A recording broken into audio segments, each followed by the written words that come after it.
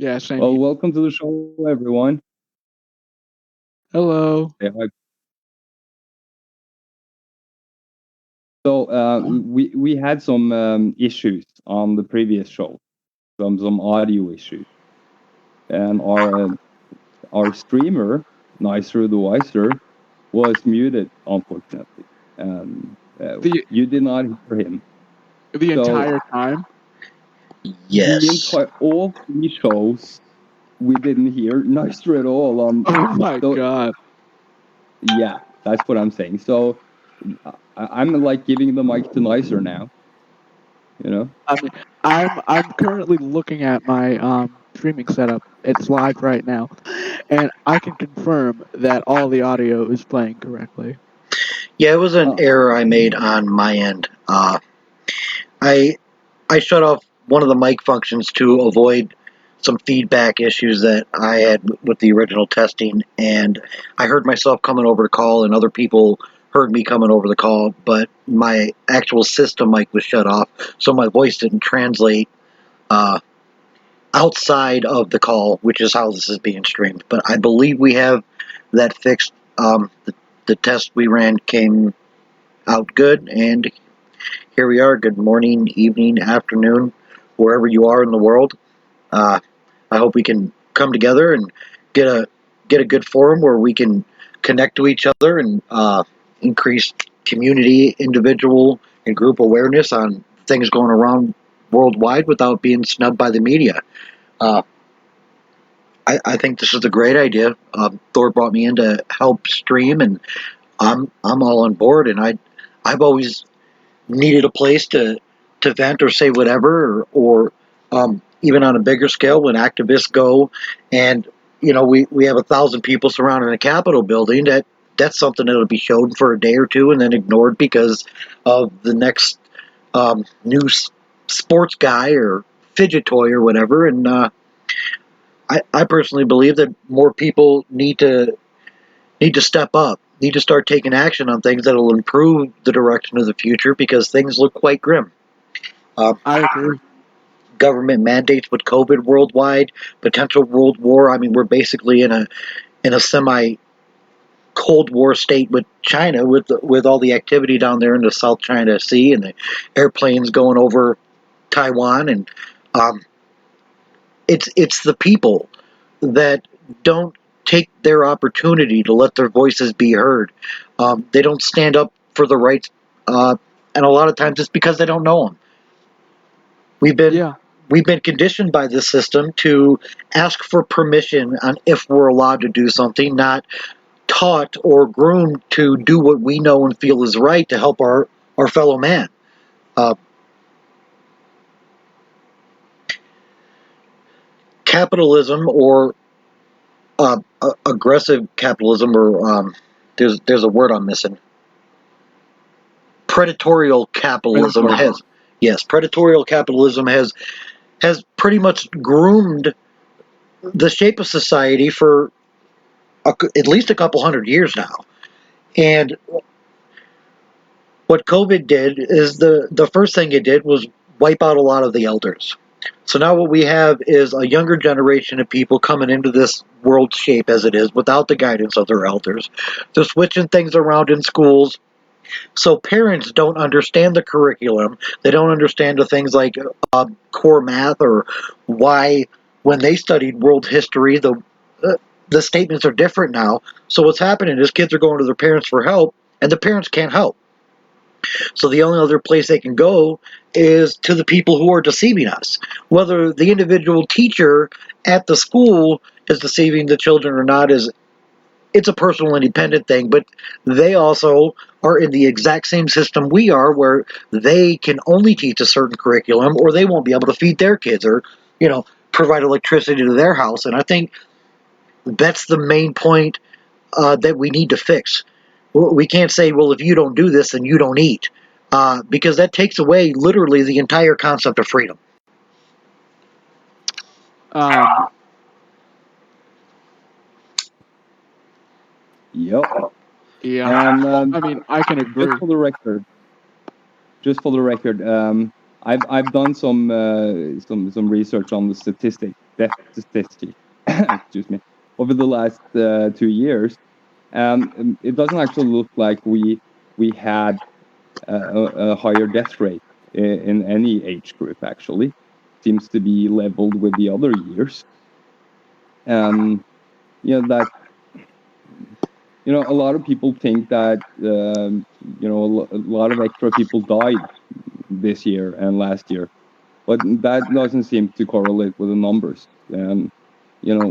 I think that's kind of important to mention. But when it comes to this disconnection between the older generation, the younger generation, I think that's something that society has been more or less cultivating, or at least the bad side of it, and commercial media and everything, that they want you in your own world with your own interests and not connected to the older generation and learning stuff. So I think that's a factor that plays in. I agree. Or yeah, so the main factor. Go ahead.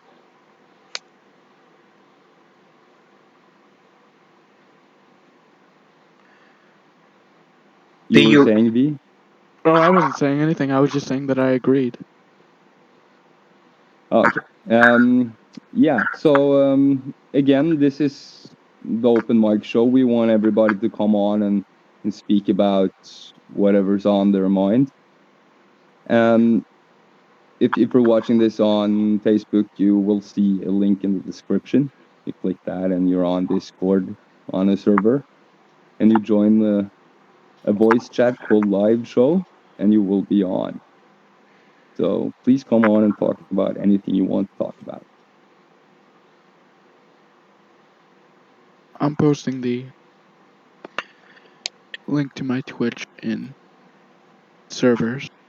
Yes, if anybody's watching any of the cross streaming, at the top of the page, that is a direct link to the chat itself, as well as it is in the description. If you just copy and paste that right into your browser and you have Discord set up already, it'll pop you right into the room.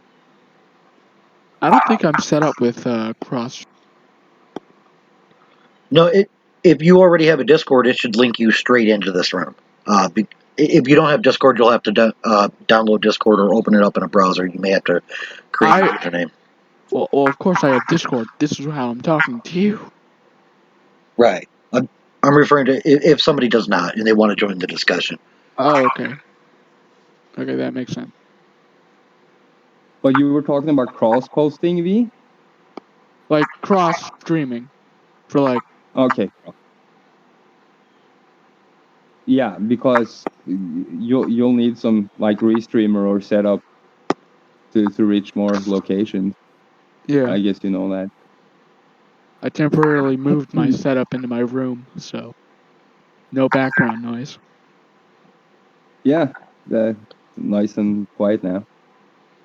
So yeah, what have you been up to? You people been up to? Currently, I have a friend picking up a pig we're going to slaughter tomorrow. Oh my. Yeah, that got dark. Well, no, it's not. It's a beautiful thing. $100 for the pig is I'm going to get at least $500-600 worth of meat on it if we're looking at going to your regular grocer and buying pork chops or ground sausage or whatever. And it's one of the steps I'm taking to become more self-sufficient, to rely less on governments and corporations to be able to, provide my own housing, clothing, food. I got out of the workforce in 2011. Wow, it's been 10 years now. And started my own businesses. I did a lot of research, and these are things that are convoluted, difficult to understand, difficult to find. And it's because it helps me break away from the control of the government, the system, and this predatory capitalism. I opened up a company working on foreclosed homes because I wanted to be able to pay my mortgage, and I ended up saving enough enough cash in the first 6 months to buy a small chunk of land with a decent house on it, and did the repairs myself. And now I have at least a dozen chickens, a couple sheep, and the availability to continue these things. We have 3 greenhouses we have set up. We're growing basic herbs, basic fruits and vegetables, berries, and we're trading with one of our neighbors. And I'd like to see things like this get more common. I talked on earlier shows, and nobody heard me, about Planet Forward, an idea to use some of these foreclosed homes or land lots to grow community gardens, and to have potentially municipalities use things like tree lawns and their decorative shrubs and all that. Why don't we have anything growing here? Why are these things set up to look pretty, but not to actually help anybody? And I think that comes down to the people. And we're all really stressed in time because of the way this system is. We spend whatever it is, 8 to 10 hours a day to get to work, do our labor, have our lunch, and then drive back home. And by that time, most of our energy is already drained. And with the few hours we have left, that's all we have to raise our children, love our family, or do anything else. And my personal opinion, there needs to be a huge overhaul. And as long as people keep going into their factory jobs, making minimum wage or just a little bit better or scraping by, then this isn't going to stop. I think each individual is responsible for the actions that they can have, and to truly identify what our choices are, as opposed to what we feel we have to do to meet whatever requirements we currently understand. There are so many options out there, people don't even know. And we need to be aware. And I think raising this level of awareness is the first step on something that can literally reshape the world. Every single step you take has an effect. Whether you're putting effort or will into it or not, it's coming out of you. And other people are going to feel it and experience it in some levels. Like we're all in this pond together, and we're all making pebbles. So I say let's come together and roll a big rock and see if we can all drink some water.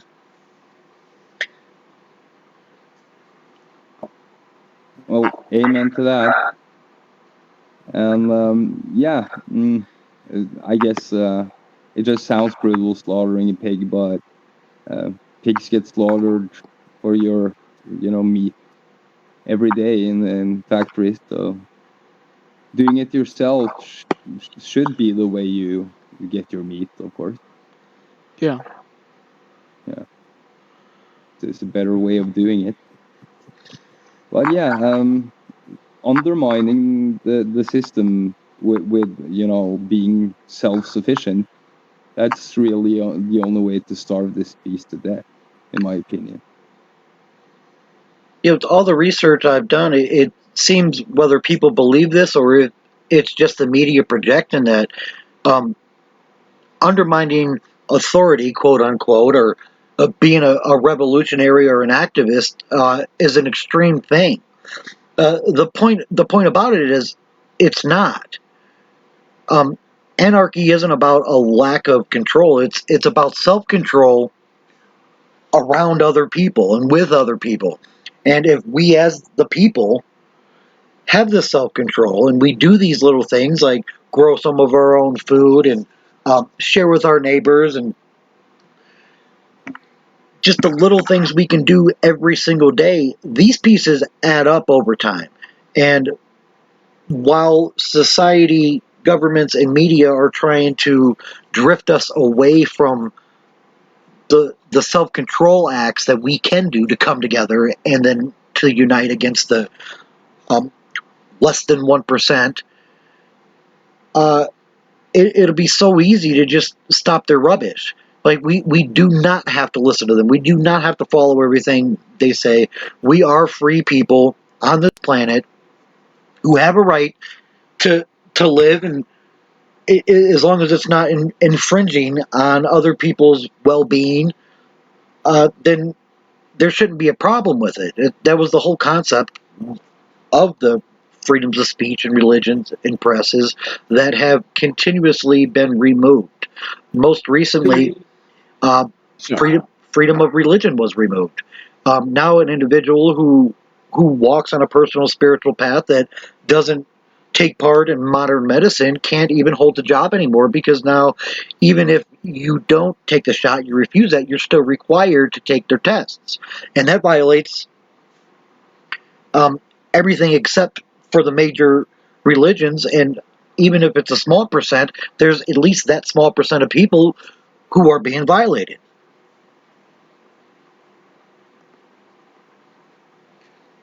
Yeah, I mean, the entire point of anarchy is having no governing body and it's essentially being in control of yourself.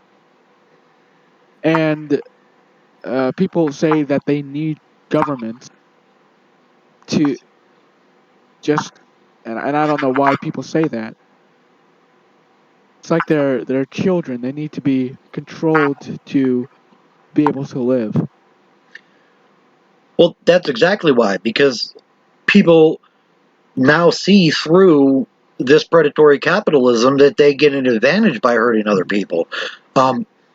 Yeah, a lot of these organizations probably were established for the right reasons, to help. Like the term police officer was never police officer; it was peace offerer. Um, Back when it was established, it was a chosen individual, a local wise man or whatever, would go around when neighbors had complaints about anything. He would listen to both sides and offer peace, any peaceful solution. If he could not, then, well, they would fight to the death, and whoever won. And But now it's been corrupted. oh, in a sense. absolutely, absolutely. Yeah. Now, if you stand up and cross the street wrong or something, then you can be put in a cage. That is not offering peace. It's like peace is only for whoever follows the exact rules the exact way and lives in the cardboard houses the way they want to and has their job and has whatever face they want to appear. That completely eliminates the concept of individualism as well. In difference, it's, I don't know if this, differences are slowly starting to fade away, and that's what makes humans human. Their differences in how they live and what they believe. Well, right. Exactly. And in this current generation, there's been at least a few generations of people all across the world who have grown up, and it's slowly turned from look for advice to follow these exact rules. And Yes. Which here's the thing. I this is actually a topic that I was thinking about bringing up today. Parenting. Basically, modern parenting standards are, and I feel like this has been like this for a long time. You have to do what I say because I say so, because I'm your parent, because I'm older than you. Now, there's a certain point in time when their child becomes like a teenager, where they start thinking for themselves, and they start, and not every, okay, basically your views on the world are shaped by your parents. And if you ever were to speak out against, especially at a younger age, you were either told you were wrong or like you were just not listened to. So, which is why I question if the choices that you make, like example, if you're religious, did you actually choose to be religious, or were you brought up that way and you just haven't questioned that belief because you've been in it for your entire life?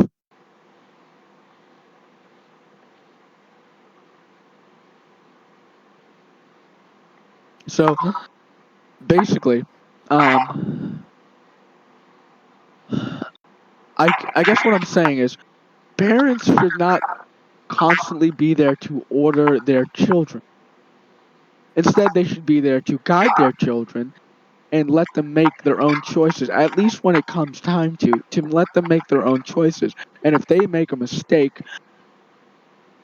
the parent should let that kid do it, not just say, hey, don't do this, because then that child wants to do it even more. And basically a bit of a rebellion. So if something that is a mistake is going, like, once, if a child is going to make a mistake and the parents see this, the parent should let that, at least to a certain degree, let that child make that mistake so then they learn better. Of course, this is a complicated one, because if it's anything lethal, then they obviously shouldn't. But like non-lethal things that are mistake, they should let the child do that to see if they think it is or is not a mistake. Basically, all the programming happens from the parents and then from the system. It's a two-part thing, basically, I think. Well, I gotta disagree with you there. In part, I don't believe that the parents, for the most part, are really teaching their kids anymore. The values in which they live don't necessarily coincide with the values that they have inside. So if they're not able to express themselves openly and freely, they don't advance enough to actually depart this wisdom down generations, and that's part of the social reform that is needed. While people are spending most of their days to put a roof over their children's houses, they're not there interacting with their children.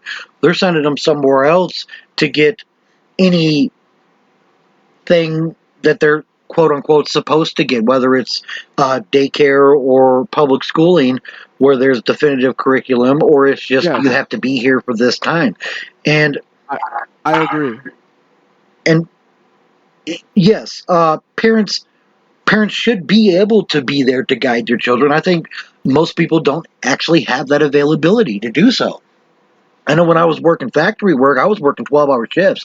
I wasn't working 8-hour shifts. I had almost an hour drive to get there. So that's well over half of my day, plus an hour lunch in the middle I had to clock out for.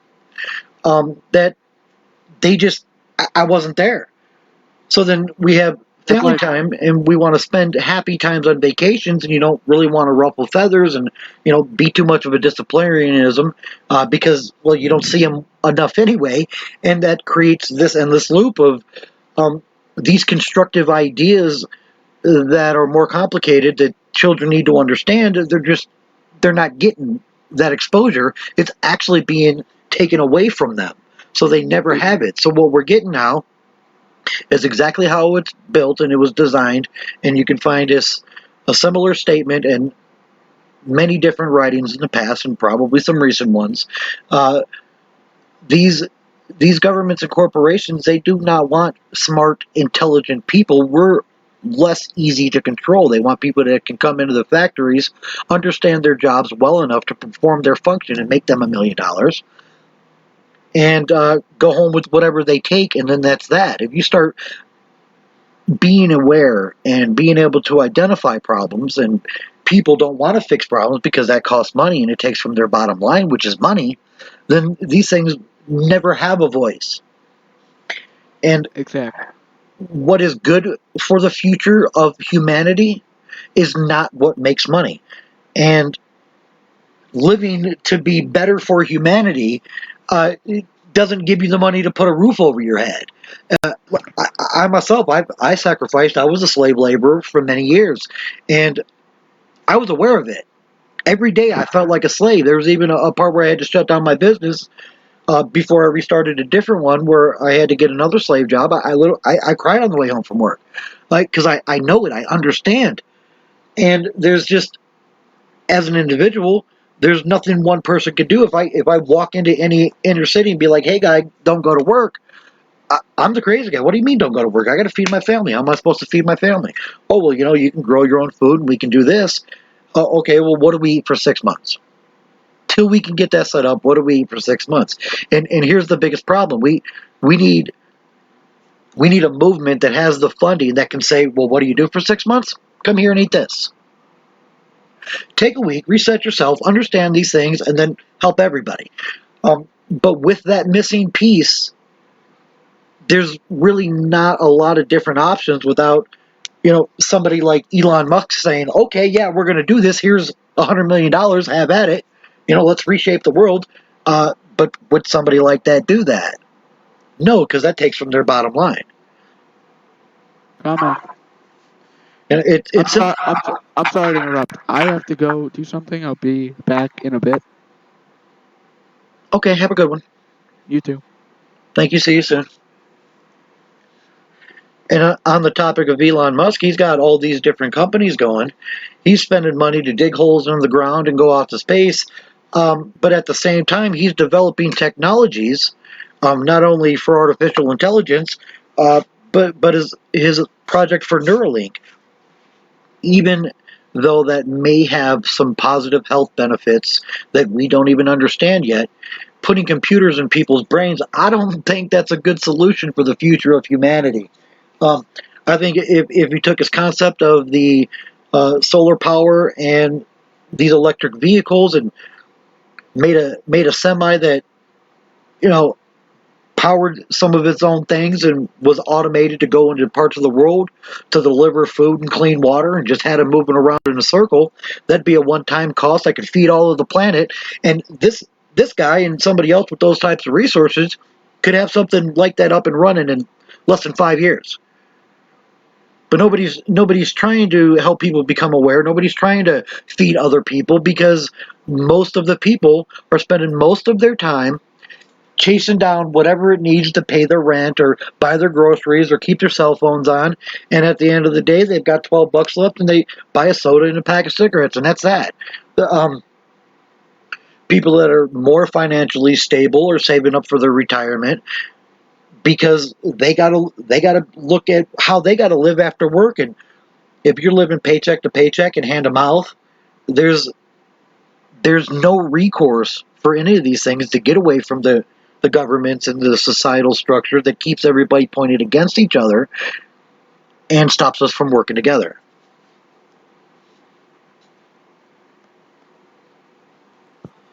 Amen to that.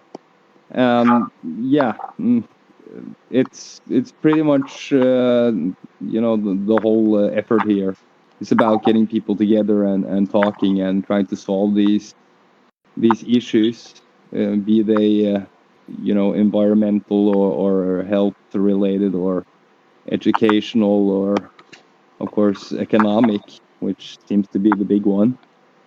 And it's kind of strange that the system doesn't want to address the flaws that the capital system has. And at the end of the day, it's shooting yourself in the foot, letting this monster just eat us off the planet, creating debt out of nothing, and then holding everybody accountable to that debt. It's very strange. Even though it might benefit some people on the top, on the whole, it's not going to benefit humanity. So, yeah, that's pretty much what we're talking about. What you were saying?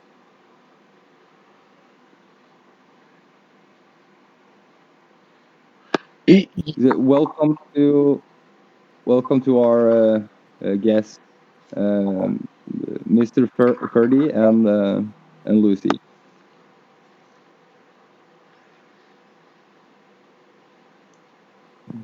I challenge anybody to walk up to either their 10-year-old or any other 10-year-old and ask them what they think. And the mindset of somebody who is not already tainted with all these concepts of money and self-centered greed, you're going to get a much different response. It's not difficult to understand and see that things are not going the right way.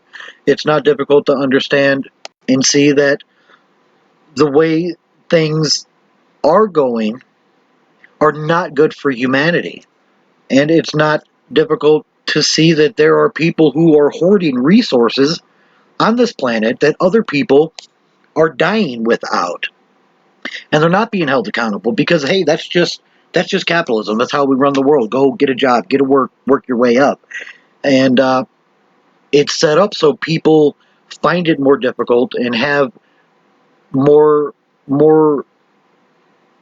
complications with even setting up simple things. You look at the school systems, and I bring this up again because children aren't being taught. They're being programmed. If children were being taught, one of the first subjects you'd see in kindergarten, first, second, and third grade is like emotional awareness and compassion. I've never seen that in school. I didn't even hear these concepts until I was in my late teens, already becoming an adult and confused enough about the state of the world. Personally, I don't understand how generations in the past have not stood up and done something about this because I can see it clearly. And I know other people have. And quite frankly, I'd rather be hungry for a couple days than know that my grandchildren will never have the opportunity to get any of this information and never know what it's like to be free without, I don't know, cages of robots, however it's going. I mean, we have drones now the size of grains of sand that are used for surveillance. There's a link on the page. You can scroll up in the chat and see it. If nobody caught that on the news, we also have high-powered drones that are zooming through forests at 40 miles an hour. The amount of technology we have on this planet is not being used for the betterment of the people. It's being used to line these corporate pockets. These corporate pockets are buying governments, putting laws into actions to stop us from speaking up against it. Whether it's new money or old money, we have so many millennials now who are millionaires and billionaires through COVID that weren't before. We're getting more voices, more opinions in, but they're all coming from the same place, talking about the same thing. Because I don't see an open forum where we can pool funds and set up community gardens or feed the homeless. It's not happening anywhere. And people are being programmed to follow directives and do what they're told instead of to think and evaluate things critically. Like he was saying, have you ever stopped and asked yourself why you believe this? Have you ever done research on what you believe to see if it's true? And do you have the personal gumption about yourself to admit that, hey, maybe I've been misled my whole life and I should review these things that I call facts? Part of the process in behavior that I've understood through my study of many different things is beliefs, thoughts, feelings, and actions. That is the pattern of motivation. That's how it works. First, whatever you believe in, well, they're taking away the concept of belief by indoctrinating all of these laws, by shutting down freedom of speech, by deleting things off the media, silencing or killing whistleblowers. So our belief structure is already affected.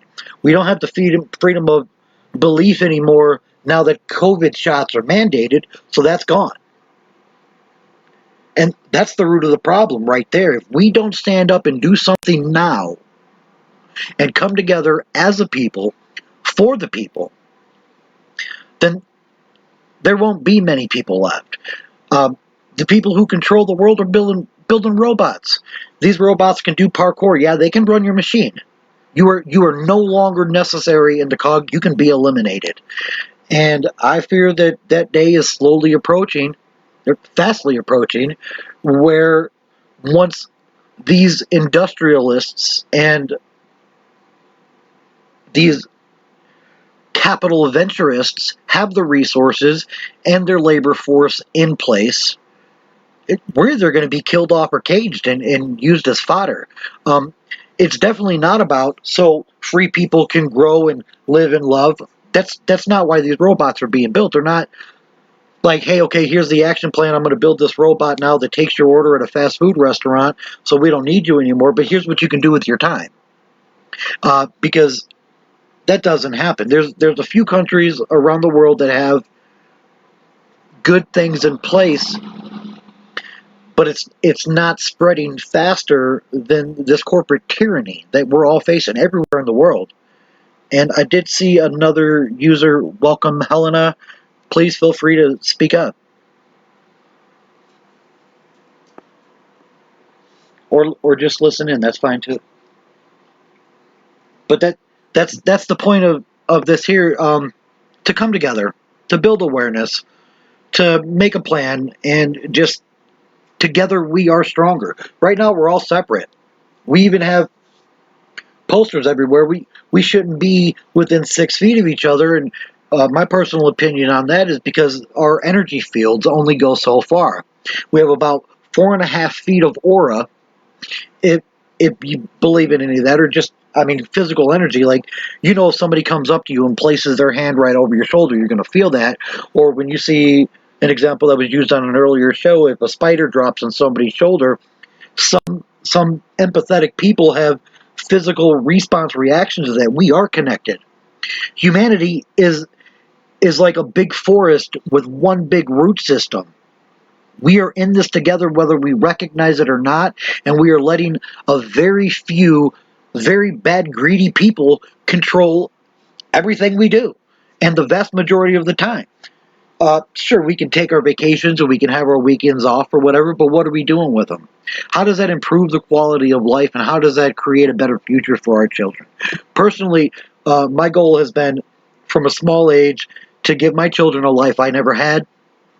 When I became more aware as a young adult, I had children, and then I wanted to build a future where my grandchildren grow up and don't understand the concept of rape. I mean, you've got big organizations all over the world that are part of sex trafficking, and these people know about this. We don't have anything stopping that from happening right away, but if somebody says the wrong thing about Facebook or any of these large corporations, then they're getting shut down. I mean, not in days, I mean in minutes. So That's true. we have the awareness, we have the ability. It's just the powers that be that have these technologies and these troops and all these warriors with guns around the world that are carrying bullets instead of food baskets. We allow this to happen. We allow this to happen by our inaction. And inaction is one of the greatest of all evils. It's been said in many quotes, something to the effect of, the only thing needed for evil to succeed is for good people to do nothing. Well, here we are. Nothing has been done for so long, and we can see the things that are happening.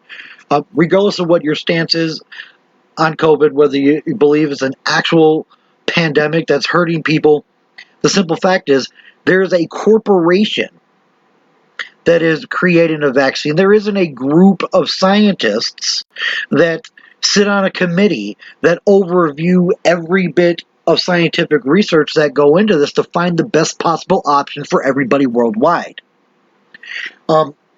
There are different companies that want to profit from this.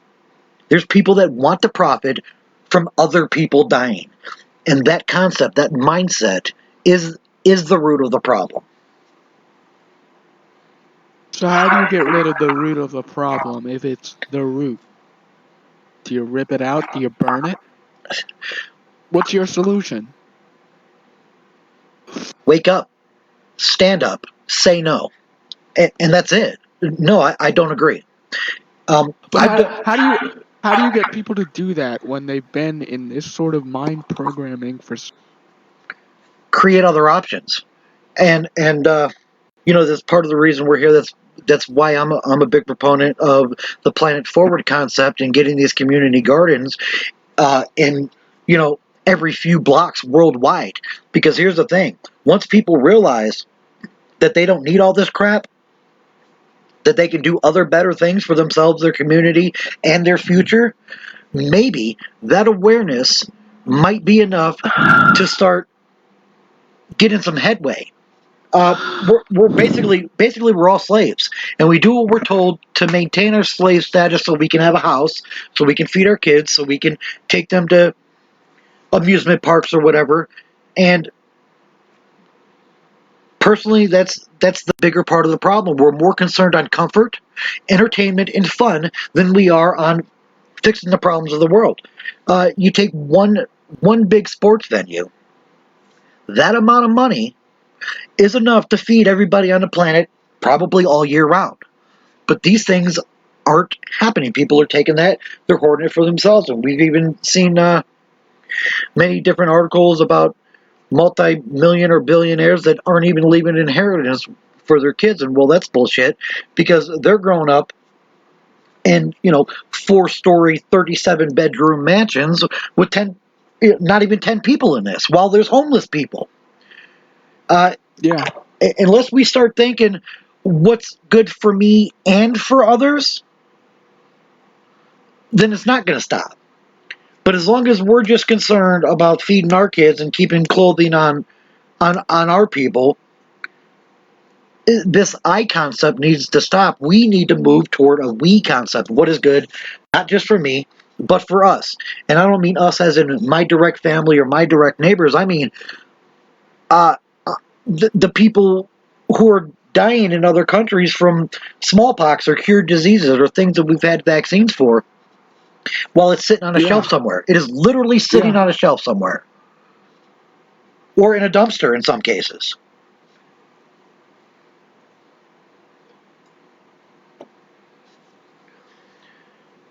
And now with the COVID vaccines going around, we can see how easy it is. Maybe not easy, but how possible it is to get things all over the world in a matter of days. The lack of medical care and the lack of food and clean water is an easy solution if people apply the effort toward it. Yes. We need more nonprofits, more small little organizations by people who are already financially secure and don't have to go and do the slave job. The problem is that people want to look at that and then plan their retirement. Okay, well, I'm still paying my mortgage on my house, and I'm still paying mortgage on a car, and I got student loans taken out for my wife and my daughter and my son, and now I have more debt than I can pay, so I can't retire at 60. I have to retire at 65 now and do it with less. And a lot of it's waste. The vast majority of resources are wasted because we don't use them for others. We don't use them for the betterment of the future. We use them for ourselves. Yes. I agree with that. If anybody wants to call my bullshit, they can message me. If you're local, I'll let you pitch a tent in their backyard. You can help plant some stuff. We can all eat. I mean, I don't have much, but I'll share it. I am all for this. I'm all in. If somebody else has a little chunk of land, we get 3 or 4 people together. We can sell the chunks of land we have, buy a bigger one, and make it self-sufficient and invite more people on. But some kind of concept like this has to go beyond a closed, self-sustaining community that doesn't invite others in and doesn't allow these concepts to grow. Once we disconnect from their system, then we can start building our own. To answer what you said earlier, sorry, I'm a little long-winded here. But that's the solution. We have to create it, we have to put it in place, and we have to provide the option and make sure people are aware that there are other options. And we all have to do this without being censored, without being shut down because we're speaking radical ideas, or without being detained as security threat risks to whatever country we're in if we refuse to get the vaccination because now we're biological terrorists. May I interject with that? Please do. All right. So if we were to try to wake everyone up, what audience would you go for first? Like, what kind of... Because if you want to start with trying to wake people up, is there a specific age group you would go for, or a specific type of people? Like, what would be your plan with that kind of thing? This is something that I've considered myself for a very long time, and the answer is yes. Everybody. To all? Yes to all. Okay.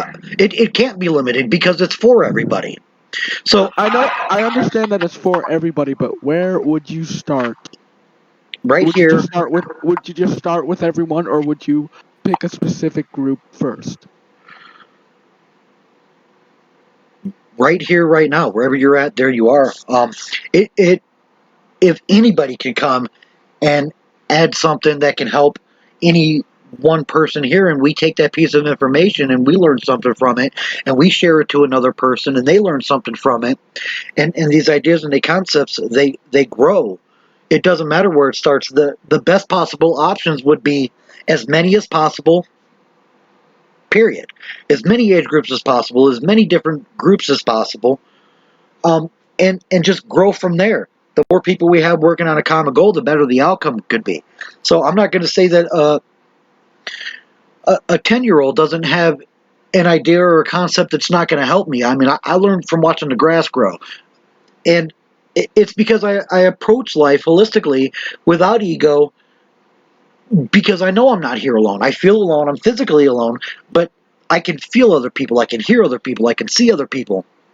And to me, it does matter if I'm at a Walmart or a grocery store and I see some woman with 6 kids and she's like, no, put that back. You know, I've done this many times and she's like, no, put this back. We don't have the money for that. I'll drop a $20 bill and just keep walking. I'm not going to say, here, you owe me this for this, or here, you know, you have to praise me because I did something good. I'm going to drop it and walk away.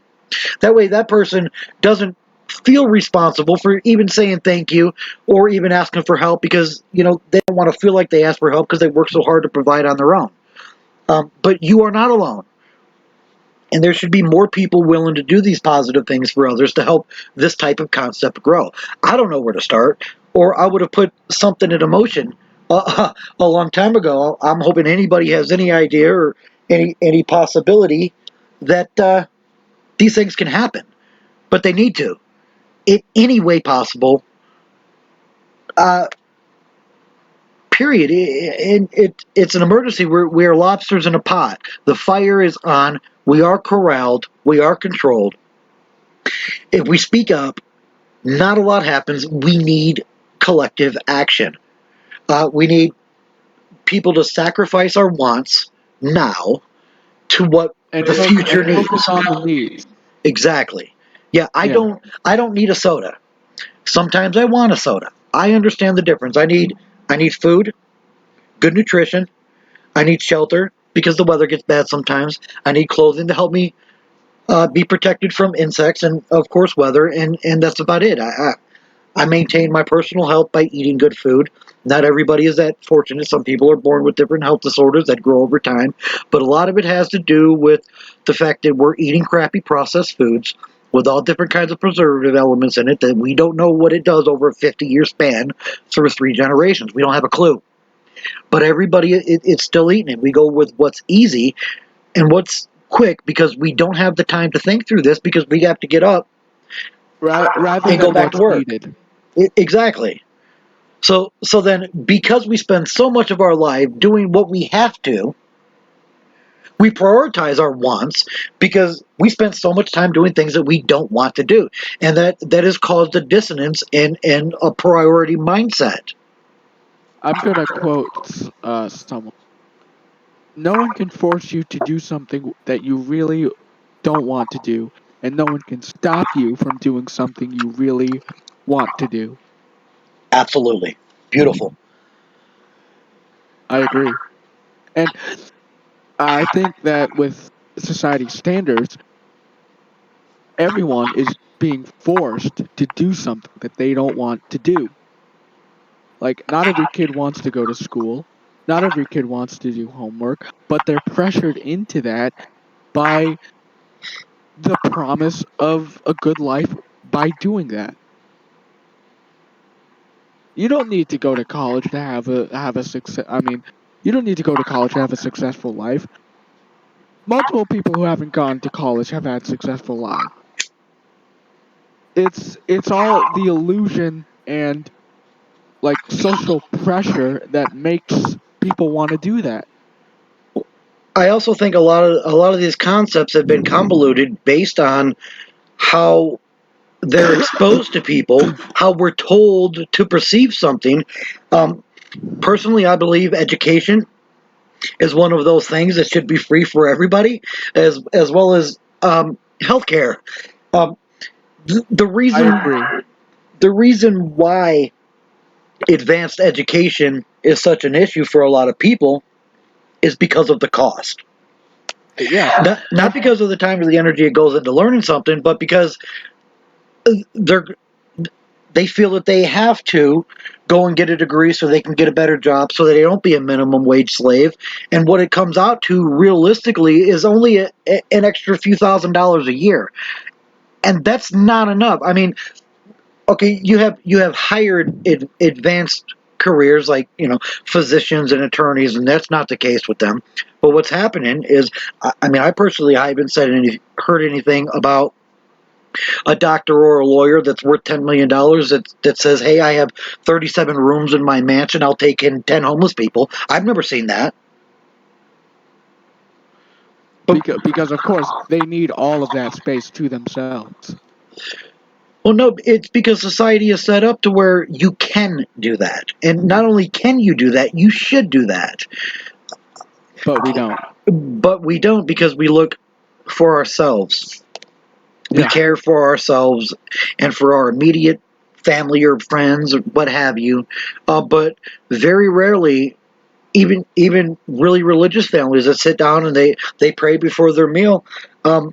I personally have never seen somebody sit at a restaurant and say to all the starving children before they eat, I hope somebody finds you food. Because Like, if you see a starving person on the freaking ground in a city and they ask for food, everyone's like, well, can you pay for it? That's not the point. If you don't give this person food or water or what they need, they are possibly going to die. If they don't get what they need, they will die eventually, whether it be in 10 seconds or in 10 days. And people are stupid because they do that, because they're greedy. And well, I want to believe that most people are good. They have just been misled for so long that their concept of doing the right things for the right reasons has been convoluted. exactly. We're not directly forced into any specific action, but we're definitely persuaded, we're definitely manipulated, we're definitely coerced. And that just keeps us busy. Especially the strongest minds are kept most busy with the most menial tasks, so they can't get these words out here. And it's time to start self-sacrificing your own comfort, your own wants for the well-being and needs of others. We have enough resources on this planet right now to stop. If nobody went to work for a week, we would still have everything we need at the end of the week. All the people that have the things they need. And like all of the corporations would just look like idiots if no one went to work for an entire week. Well, exactly. All these predatorial capitalists, they wouldn't be able to meet the deadlines, and contracts would fall through, and that would that would cause a tidal wave in the entire financial system worldwide. And maybe a week is extreme, but I think that would be enough. I do too. It would be enough to prove that you don't need to have a job to get, well, you sort of do, at least with today's social pressures, but it proves that you don't have to do this to get what you need. There are other ways to do that. Maybe people don't know those other ways, but you don't need to work at McDonald's for an entire summer to just get a couple of bucks a week or an hour. It's kind of crazy that we have to put ourselves through that only to then like pay it towards something else like taxes. We're basically giving our government the money that we earned back to them. Granted, that's to fix roads and all that stuff, but we become too reliant on our government to take care of us. So now we don't know how to take care of ourselves. Exactly, and that's what I was speaking on with the social conditioning.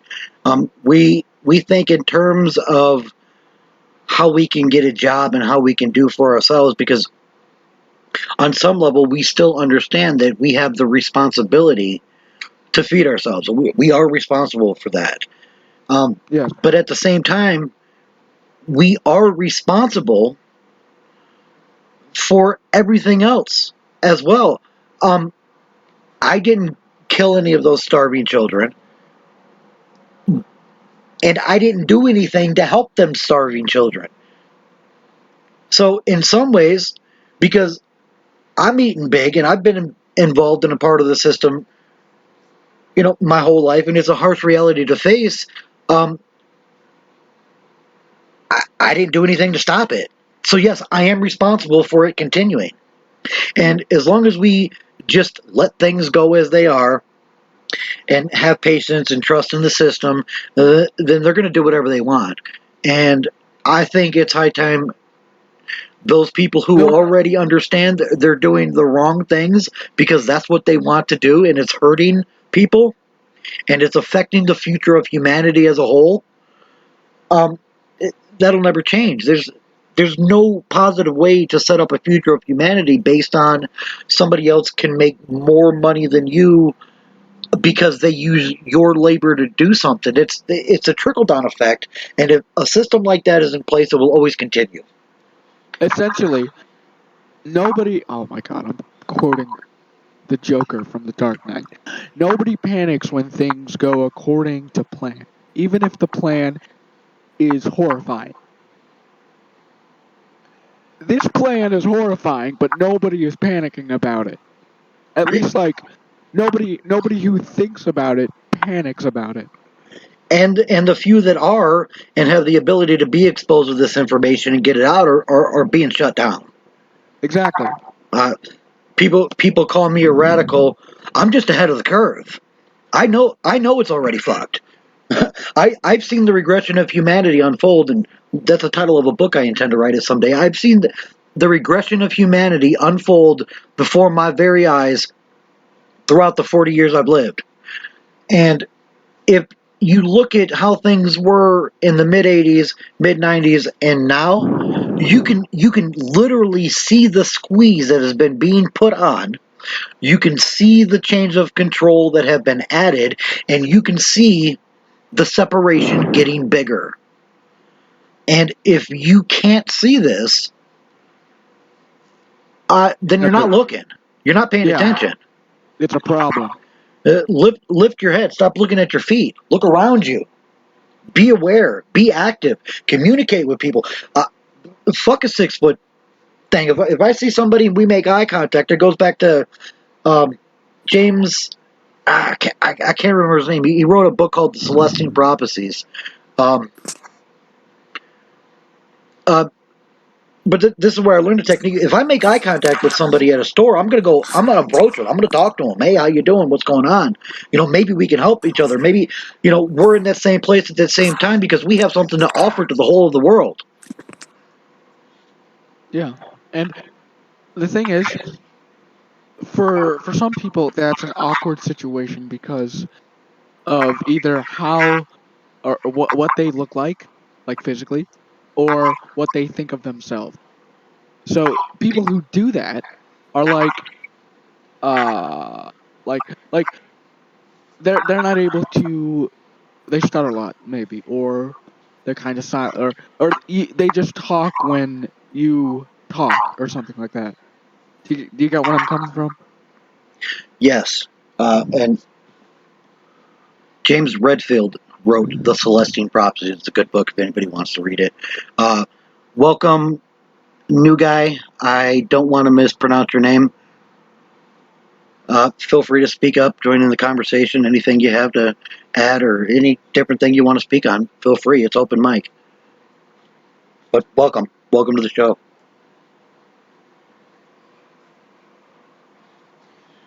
But there are many things we can do every day in our day-to-day lives that we don't take even the 10 seconds to do, whether it's to, help somebody pick up a bag of groceries they dropped, or to just say hello to somebody who just looks like they're by themselves. Like, be aware, be a part of it. It's your responsibility if you see these things to do something. And it doesn't have to be a huge radical act all at once, but small acts of kindness, they add up. They do. And the thing is, the reason I wasn't on yesterday at the beginning on the show was because I was actually at a football game. I was socially interacting with people, which is I don't usually go to sports stuff like that.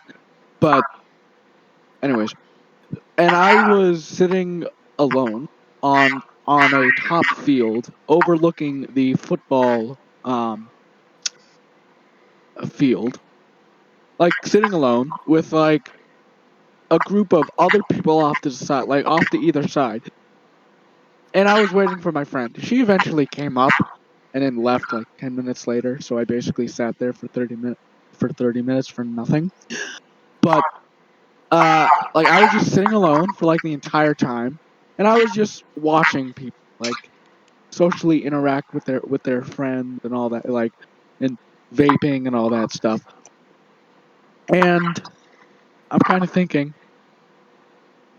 if someone who looked less fortunate than I do were sitting here and maybe even making a noise, which I wasn't, I was just sitting silently watching the game, would they have come over and like talked to them? So basically, my point is, people only come to talk to people, at least like a majority of them go to up to random people and talk to them because of their physical appearance.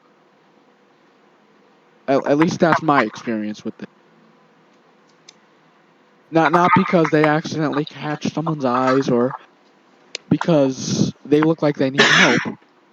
It's because there's something about this person that makes them like something that makes that's physical, like not even anything like um it's difficult to explain. I understand what I think I understand what you're trying to get to, and I believe that's another thing that's been compromised by the medias and the governments. Um, in two parts here. One part of what you're talking about is the natural need to procreate. There are certain aesthetic values that your DNA will naturally attract to, whether you understand that or not. You as a person would fit well with another person, and whether you understand what's going on behind in your subconscious or not, it's happening. So you'll identify these features, and you'll not only desire it, but you will gravitate toward it. But at the same time, what's happening is we have all these media outlets saying that we are supposed to look a certain way, that this is pretty and this is ugly, and it is changing our subconscious mind, the way we interact, the way we evaluate, the way we comprehend.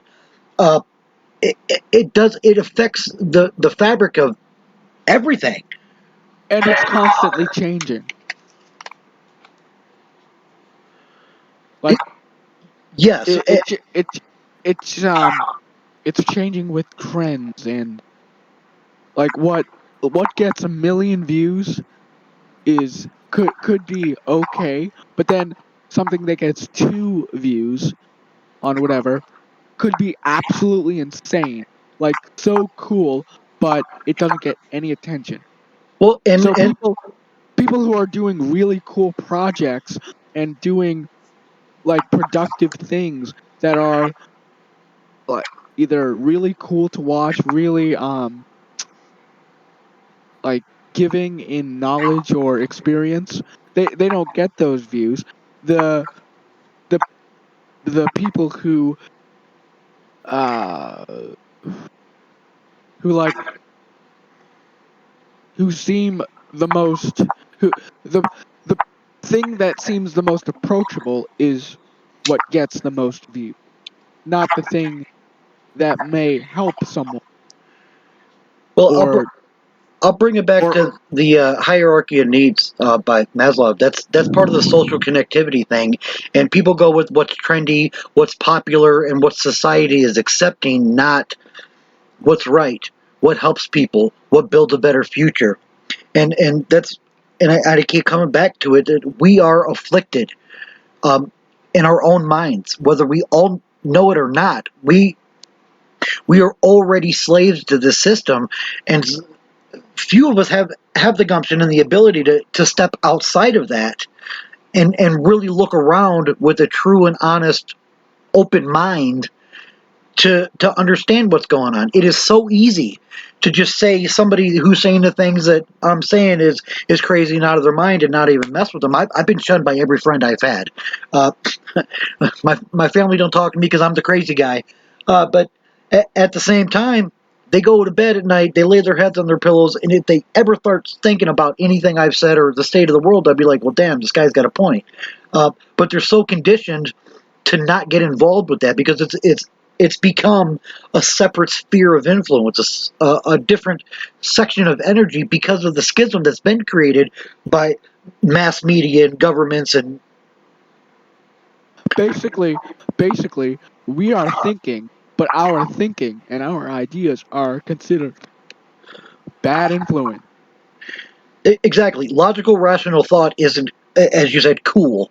It's not what people gravitate toward because they'd rather see anything else. This requires effort. This requires sacrifice. It requires a strong will. You have to be strong enough not only to go beyond the things you've been told to believe, but to question that belief, to study, to cross-reference, and to come up with your own conclusions. And once you've done that, you're already so far ahead of the field, it's like you're alone. So then Exactly. you start acting Thank on these you. concepts, and what happens is you're shunned. Now you don't have your basic need of community involvement because everybody you've known, everybody you've cared about, they want you to be exiled. And Yeah. The more I bring up these topics that I think about and that I talk about, the more I'm basically discriminated against, which happens sort of in a sense either way because of how I physically look. But now my thoughts are entering the spectrum of like of thinking, and I'm told that that you're crazy, you're insane, you're like, what are you doing? And I'm like, I have a different opinion than you. Does that make me crazy or insane? Like, I, does what I do for a good cause make me insane? I have told people that I've literally hunted internet killers who were targeting 12 to 16-year-olds online, and they called me weird for it. And I'm like, but they were manipulating kids to kill themselves. I mean, and this might help. Just keep it simple. When you come across somebody who's questioning you need to understand. First of all, they are already to the point to where they are questioning, right? So that's a positive Yes. step. So don't shun them. Don't try to detour them. Just explain that you're doing your best because you feel that that's what's best for the future of humanity. And if they've got a better way to live, please let me know. But I'm doing my best for what I feel is for the best interest of the greater good for the future of humanity. And if somebody can argue that I shouldn't do that, please give me a logical argument for that. We can discuss it. If you don't like my methods, give me better methods. Let's work together. I mean, the thing is, I don't like that I get called crazy or insane. It's it's frustrating for me because sometimes I have those thoughts about myself. I ask myself, am I doing the right thing by doing this? And I purposely keep a lot of people who I know um, in real life out of this loop because I'm going to be honest, I get involved in a lot of dangerous things. Hunting internet killers and hunting down stalkers on Instagram for whatever. It's a pretty dangerous thing to be doing, at least especially at my age. Well, So I just keep a lot of people out of the loop, and I rely more on people who are online who I am not physically close to, you know? Yes, everything's dangerous. Everything's difficult. But I'd like to break. Welcome back to the show, Lucy. Good to see you again. Hope you speak up. Maybe you have something to add, or just a little She piece of wasn't the yourself. one that rejoined the green. Is that a different Lucy? N- Mr. Ferdy is the one that rejoined. She was Yes. here for the Welcome entire back, time. Mr. Ferdy. But what I'd like to say on that is that we are conditioned. We are already polluted. Even the good people, we all have this piece inside of us now that's been integrated since well before any of us have been alive. I mean, we had strong advocates fighting for us that have been shunned all the way back to Einstein, and even further along. I mean, just the whole concept of Anonymous is based on the V from Vendetta mask, and that was a very long ago. None of us were alive for that, and we're still falling down the same rabbit hole. And we accept the schisms that the government and the media perpetrate against us. And But okay, sorry. You just said that the V for Vendetta, we were not alive for that, and that's true. It took us 400 years to try to at least start to be able to accept those ideas. And here's the thing: 400 years into the future, when people go back and maybe look at this and start accepting those ideas, I'm pretty sure humanity and Earth are going to be in hell. Basically, like, I believe we're already there. If you look around, man, the ocean's been on fire. There's new volcanoes all over the place. There's war in almost every part of the globe. There are people starving in the biggest cities in this country. If that's not hell, I don't know what is. And as long as we continue to it's gonna accept get this, much worse. That's what I meant. exactly. And we're already in the pot. We're And already past the point to where we think it's a warm bath. We are already watching each other die and then being like, well, I'm still alive, so it's all good. And that's what's got to stop. Individuals have to start caring about other people again. Yes, care about yourself, but do it in a way that can help others. I care about my health, so I exercise. And I do my best to try to help others learn. I'm a certified martial arts instructor. I can take anybody under my wing and teach them the basics of several different things that will reshape the existence of their mind, their body, and hopefully their very soul. Once these things are aligned, and you can start doing something, you see the world way differently. Money. when you're introduced to new ideas and you actually think on those ideas and possibly act on them, your perception of the world changes. And the thing is, I have been trying to introduce new ideas to people all the time. And sometimes I'm stuck in 8-hour discussions on Discord with like someone who isn't taking in the information I'm trying to offer them. So, and that's frustrating. And I'm thinking about it. I'm like, well, I cannot teach this person because I'm trying. I basically laid all my cards down, and they're still freaking bugging me about something. But each I mean, person progresses. I understand that each person progresses differently, and that maybe my method doesn't work for this person, and that maybe I should change it.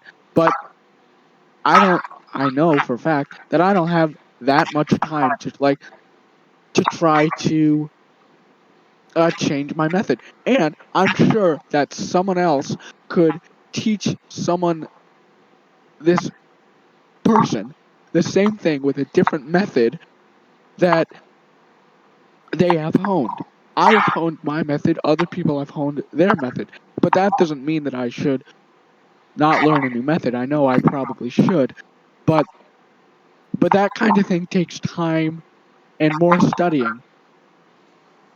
And when you basically don't talk to someone for a long time because you're trying to learn a new way to teach them, when you come back to teach them something new or try to teach them what you were trying to for but they weren't getting it, they're gone. They've moved on, and when you text them they're like, "Who are you?" And I'm like, "Okay." Well, here's the beautiful thing about that you haven't seen yet at your age.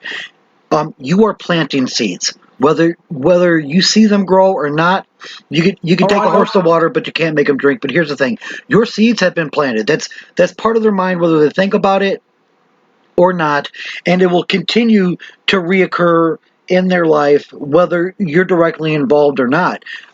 Keep doing great things, but also instead of saying you should be better or you should do better, just do your best. Accept yourself and understand that your best can change every day.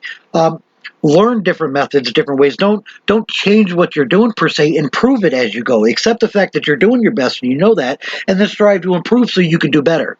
And one person can't reach everybody, but every seed you plant has the potential to grow, and every time you don't plant a seed, it's not possible for it to grow. And that's another reason why I believe that the media and the governments are doing all these horrible things with it started back with fashion magazines. They are telling you what to think. They're telling you Yeah. what's good or what's pretty and how you should be, and if you don't, you can't accept yourself. Once you learn to accept yourself for what you are and understand that you are doing your best and you can grow, that starts you start to breed humility there, and Exactly. Yes. then you start interacting with your own mind, and by helping other people, doing your best, you are improving yourself as you go. So, kudos to you, man. Not many people have the courage to stand up on the fringe and even peep, let alone stand up and scream and wave your arms and be called crazy. That's huge. You're doing more than a lot of people that call themselves hardcore activists by standing in a crowd and holding a sign. That stuff's important too, to a certain extent, but if you don't follow it up with your day-to-day interactions, with your concept of compassion toward others, um, with your understanding of the way things are moving toward the future, then it's all for naught anyway. You might as well go to a sporting event, because that's how much effect it's going to have if you don't carry that with you. My issue with this process is I have difficulty bringing it up and explaining it if I'm not in a conversation like this. Like, I have a better like not a better understanding because I understand it, but like I can better explain it when I'm talking with people who can think the way I do. It's difficult for me to be able to explain it in a way that other people can understand because I've been talking to and having conversations like this for at least 2 years. So essentially I've not lost, but my ability to explain my ideas to people who don't know what I'm talking about has degraded a little bit, which is understandable because like when you say, "Oh, I know what it is," and then someone else says it, you're like, "Oh, yes, it's that." So, Here's the thing I think you might be missing it at your young age, and this is something that takes time and effort to understand. Sometimes you just gotta let people speak, and they'll come to the conclusions themselves. If you plant the seed and it's in there, and you know you've done your part of putting there, let them ramble. Because a lot of people, I've done that too. yeah, a lot of I've just people, let people go before. they want Like, they want to be right. They want to feel like they've come up with something individual, and that's all good, because once they start developing their own thing, they will own it independently. But it is difficult, and that's why more people don't do it. The easiest thing isn't always the right thing, and the right thing isn't always easy. That's just basically where we're at. that's true. And there was a I'm gonna go look on Facebook, Yeah, or I think. And the gulf is getting bigger. Uh, you have more availability to reach more people than I did when I was your age, but you also have more roadblocks in your way too. And with the new systems, Exactly.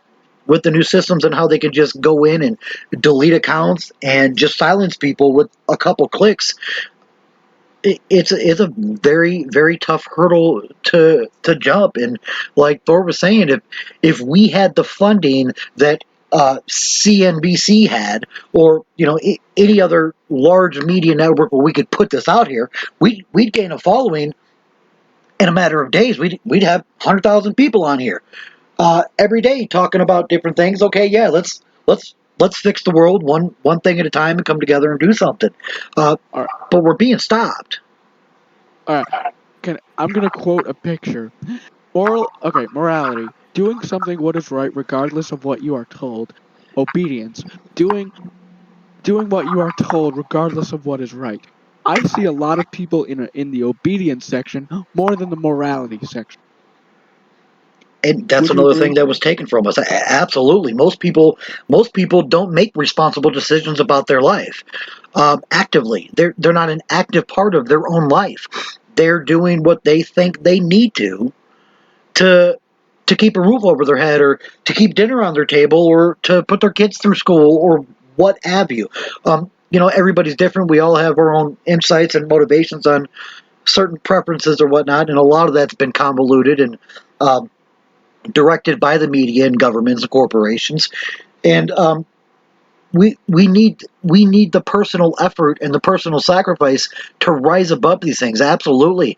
Um, that's where the concept of sheeple come in. They just blindly follow orders. And if a new law is put in, people are going to follow it. And now here they have this big thing of, well, now you have to get stabbed, and the government says it's good. So if you don't do it, you're bad. And we're literally a half a step away from anybody that doesn't have a vaccine or a booster shot being listed as a biological terrorist and detained indefinitely without charges. This is where we're at. This is now.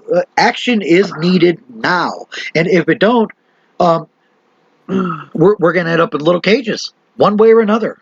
There's not a whole lot of possibilities this place can fork to. The elite rich are not doing everything they can to get medicine and food and clean water worldwide. They're not trying to end homelessness. They're not trying to stop people from being depressed and down, because those are the people that'll come in and do their jobs and go back home, and you won't have any issues out of them because they got to show up because they're hungry. If you feed people, they won't have a need to come and serve you. Yeah. And for my own personal experience with morality and obedience, I struggle with confidence to do what is morally right. At least when it comes to doing things not online, So, because at least for me, no one could stop me when I'm online. But physically speaking, people could stop me if I'm in real life doing something. And not only that, but I don't have the proper materials to be able to do the thing that I know is morally right. For example, I don't have a driver's license yet because I need to get a car that can fit my needs. And how the fuck do I do that? I don't know. I have to do research into that. Exactly, and there are so many different people in so many different situations that are experiencing the exact same thing. This information is not out there, and they keep it convoluted and restricted to lower people's inability to do these things. You're absolutely right. I strongly agree, and that's a big part of the problem. It is, and I have to be patient for certain things in my life to happen. Example: I'm waiting on a new power chair with that can go faster than the one I'm currently in, that actually that has a footplate that's not broken, and that has headlights. That's going to take at least a few months. I have braces. I'm waiting for my braces to get off so I can do something that I think is morally correct. And if I did something now and I wouldn't be able to I wouldn't be able to get any of those things. But So I got to stop you there if you don't mind. to bring up a very valid point, I believe is as much as good things are going on, you're also inflicted with the same disease that everybody else is. How do braces stop you from doing what's right? I know for a fact that I am infected with that kind of thing. Right, exactly. And here's the thing: accept that, learn from it, move forward, do better next, and that's all it takes. I mean, yes, because it's still there. It's in all of us, and It is. I literally I have to stop my mind so many times throughout a day and be like, wait a second. I don't have these limitations. These limitations are cast upon me by these very things that I want to fight. At the same time, if I fight them completely, then I starve to death. I mean, right? Yeah. So we have to work from a middle point to the edges and from the edges back to a middle point at the same time. And you're right, it absolutely does take a whole lot of courage. And that builds up over time with effort. You start to see, some success, and it's trying. It is difficult. It is painful. But at the same time, I'm not being skinned alive. My hands aren't being chopped off. I'm not in a shipping container being sold for sex. So I have all these things that give me more potential and ability than some of these people who are being more directly harmed by these things than I can. So I have taken this as my own personal responsibility to be able to do something.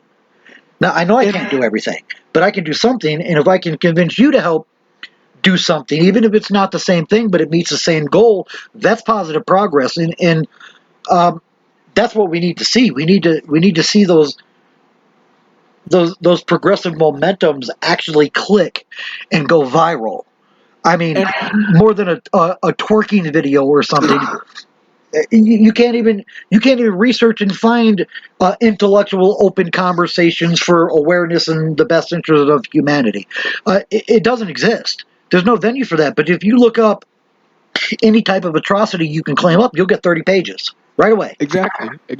And the thing is, in a sense, it's sort of my fault that I struggle with this. It's like a mental block. But when I think about it statistically, instead of what is stopping me, it's also the system's fault.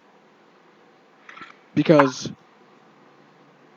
what I would need to, at least some of the things that I would need to do what is morally right cost money, and I don't have money.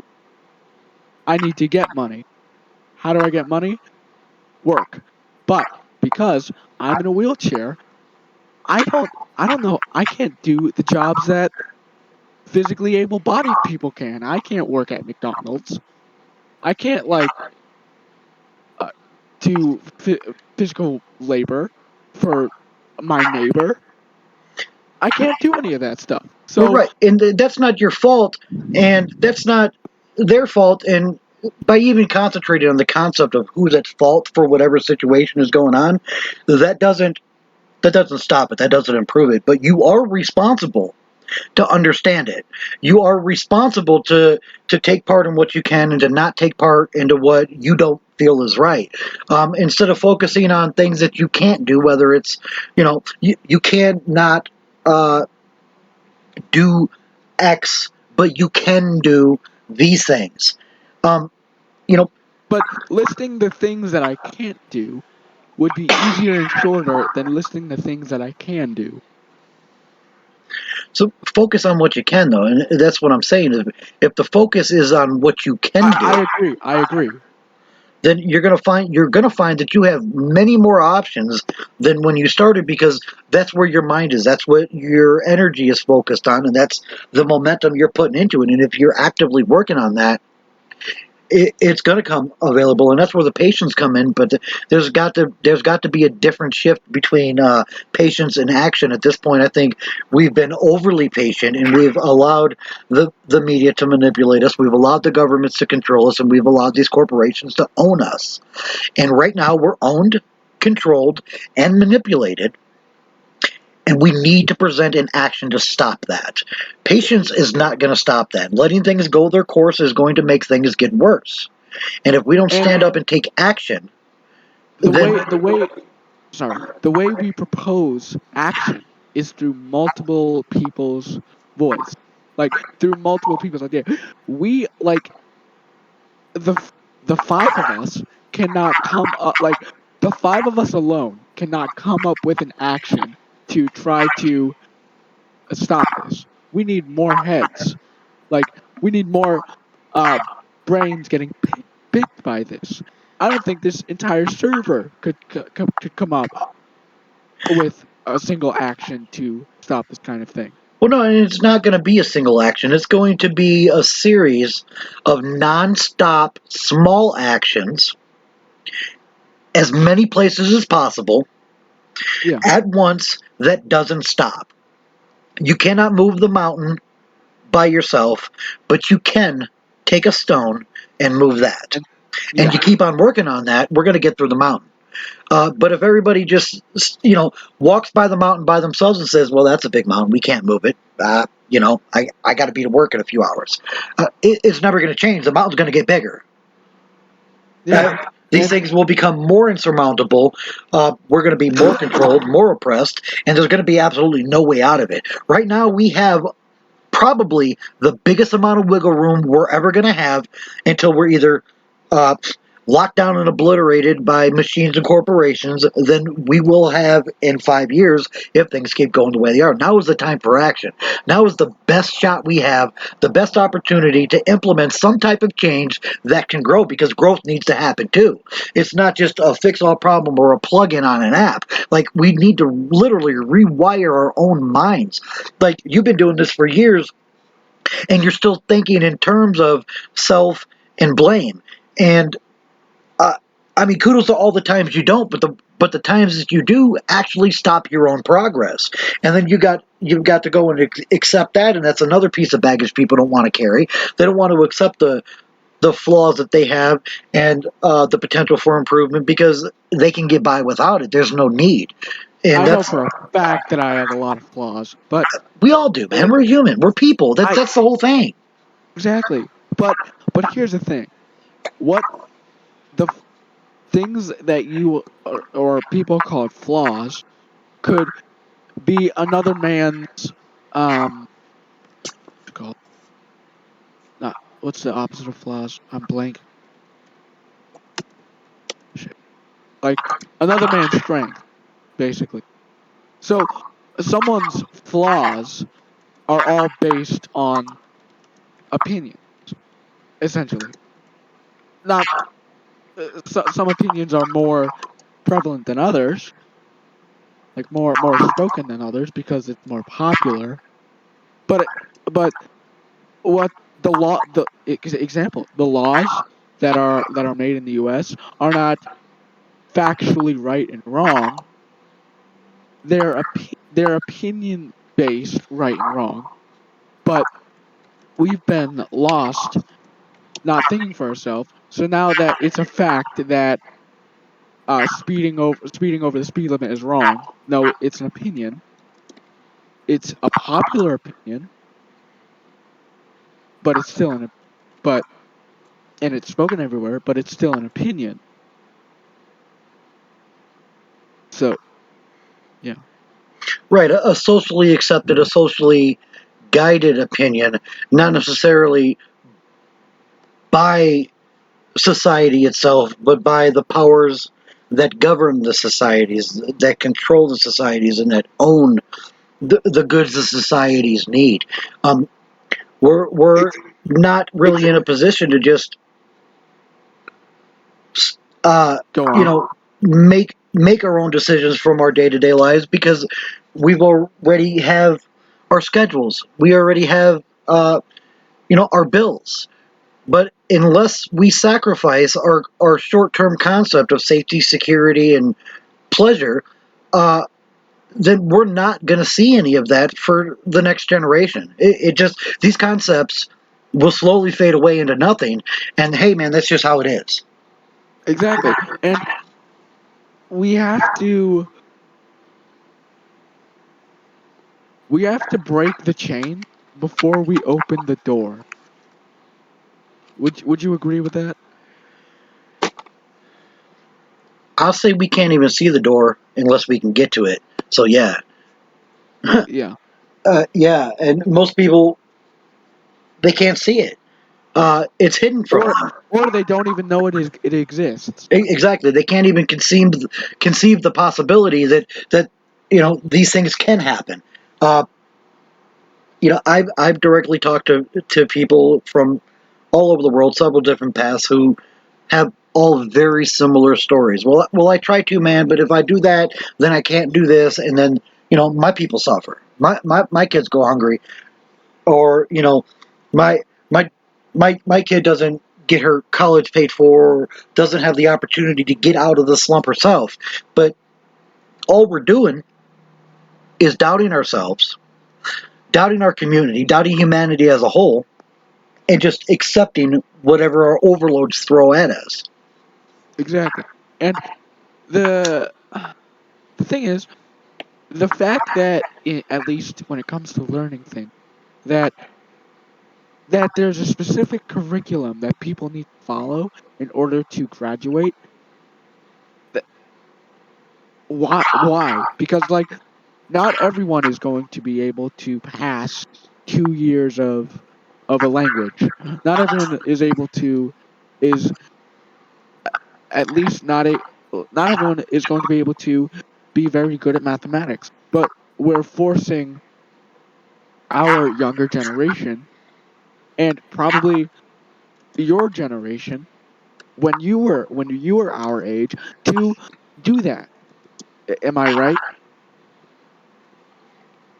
We're basically trying to make everyone perfect by forcing knowledge onto them and forcing them to do this work that they might not be good at, and then they forget that knowledge.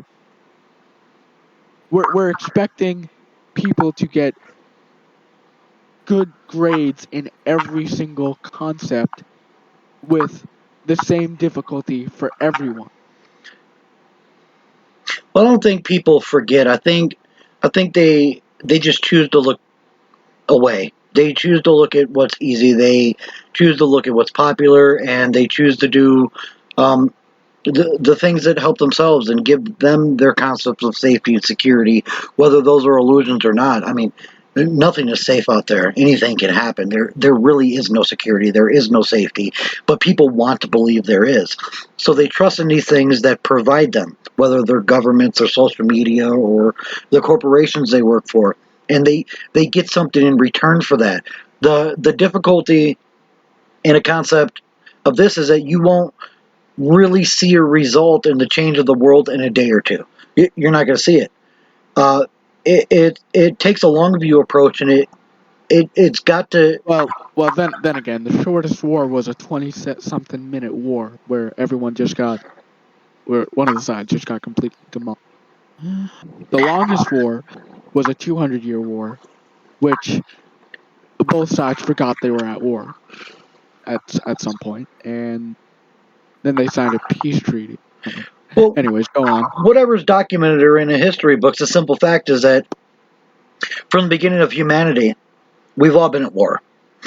Exactly. From the caveman days, there were people who would wait, and they would hunt you. They wouldn't hunt the deer, the boar, or whatever animal they were hunting. They would hunt you. Why would they hunt you? Because you're easier prey. So once you can kill the difficult prey, they can just come over, lump you on the head, and take your shit, and that's that. And once we started to become aware of these things, people started working in groups or tribes, and so power by numbers, we built a collective of people where we did have safety, we did have some sense of security, to where I didn't have to go hunting by myself, so I didn't have to constantly watch my back because hey man, I just saw this body next to some blood and it really looks like their game got dragged across. But we're still really in that similar scheme right now because people are chasing the dollar like they were chasing boar. And here's the thing: if you let it slip, somebody is going to steal it from you. Exactly. And this concept is in what what teachers teach the us, but it's skimmed over. Example: the Spartans. The Spartans would basically leave children to die on a rock if they weren't like, if they weren't perceived to be strong, like babies to die if they were not perceived to be strong enough to be a part of their army. In particular, I think that was only the case for the guy, for males, but at the age of 7, they were rounded up and put into a military training. And so that concept of leaving someone to get, like, killing someone to get more food, that just changed. Sort of. That just, well, not really. At least for the Spartans, that changed from more food to more numbers to win more wars. Yes, I don't personally believe in uh, anything absolutely, especially things that I read. I know the media, the governments, and the corporations have controlled information longer than I've been alive. And I understand this. So I take those things with a grain of salt, and I just try to find the good in it that can help others and move forward. I'd like to say, welcome back, man. Good to have you. Good to see you. We've just been rolling randomly, and Hey, here we are. How are you today?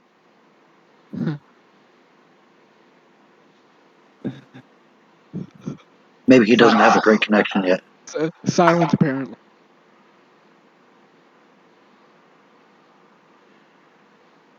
Yeah, you're too far from your computer, dude. And I'd like to bring up a counterpoint on the point you made. Like, Spartans were the last group. They stood up against these huge invading armies like nobody else did or nobody else Oh could. yeah, and that was also because of their location. They were in the mountains and stuff. Yes, they were the last city-state to uh, basically not get swept up by the Roman Empire. And to Like, me, they held on for a while. yeah, to me that's motivating. I don't know if they killed babies on rocks. Like, I don't know. I wasn't there. I don't even know if any of these things really happened, or if maybe this is just a program simulation I woke up in today. Who knows? Like, there's no way to prove things like that, and well, we can't change what's written and what's been understood. But the motivating piece behind that is that a very small group of people stood together, and they did not stop. They sacrificed everything because they were not going to sacrifice their freedoms. They were not going to just let their land get ravaged like everybody else. They weren't cool. They weren't popular. They were the outcasts, and they stood the strongest, bigger than the entire nations with armies of well over tens of thousands of people would buckle while where they stood. There was, do you know the Battle of 300 men versus 1,000? Or it's a million. I've But heard the story. It's more likely 1,000 Persians. They do you know the relationship between Spartans and Athens? It wasn't good all the time. They would go to war constant, or not constant. They would go to war a lot. So the Spartans like saw the bigger picture and like held down the Persians at like Thermopylae. I don't know what I forget what the name of the mountain is. I would think that the only reason that they lost was because a traitor from the Spartan side told the Persians where a path could be to go behind the Spartans, and the Spartans' famous military goat tactic, paths in the hills. yeah, was called the phalanx, and the phalanx was basically like an entire line of people with spears and shields, like, and it was just a line. So if one, and they would switch out a lot. So they got behind the Spartans, and so then they were fighting two sides at once, and then like arrows came in and killed everyone. So the Spartans won the battle. Well, they didn't win the battle, but the Spartans won the reason that the Persians lost that conflict was because the Spartans held them back, and the Athenians were able to prepare for the Persians' invasion. I think it was the Persians. And I'd say again, that's a very motivating story, and it shows through history how a small group of like-minded, aware individuals can hold back even a much larger force, and overcome seemingly insurmountable obstacles. If people come together doing the right things for the right reason, eventually we can start to see some of these seeds we've been planting over the years grow some fruit. So in in a sort of analogy of that story, if we put this to modern times, all we need is 300 Spartans against the entire system, which is basically, which in my little analogy is the Persians.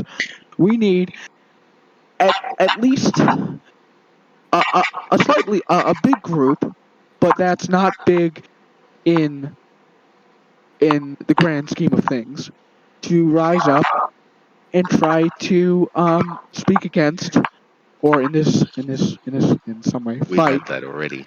We do, but we're not many people are. Um, yes, we have a small group, but we're not all speaking up. At I'm Spartacus. Aye, I too. but There we go. There's a start. yeah, and we're not continuing them. Even people that go to rallies and they stand up, even if they're there every weekend, they go and they support the system 5 days a week. So their efforts 2 days a week is less than half of the energy that they're putting towards supporting the system. So we should start In the same sense, it's also outweight. more. Sorry. It's also more than a lot of other people are putting in as well. So, every little bit helps. I don't want to discount anything. That's all. Please continue. Agreed. I've been on this show, I think, since the first time it started live. So I've been on this for how many? I don't know how many days. I'm a forgetful person sometimes. Um, I've been on the show since it started. I haven't stopped. Even if I've joined in late, I haven't stopped trying to be on this. So the time that and there are some people who've only been on for one show, and like that's okay. But if we want to make a difference and try to change the world, we need to get people to start being more consistently on it. Would you agree?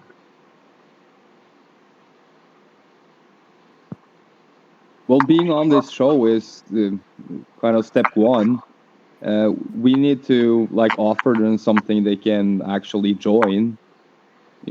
Like whatever type community thing or Well, we are. This is an open mic community. That's the offering that we're giving. You've just joined. We're now discussing. We've moved to level 2.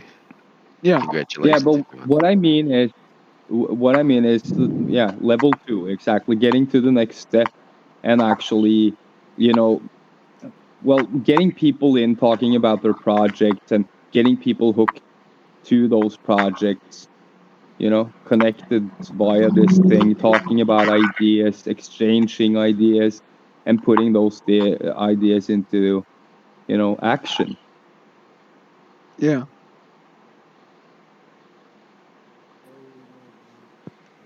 So in that context, we should, be getting in touch with people who are actually doing stuff in real life, who have, projects going on, community organizations and stuff that other I mean, people can join.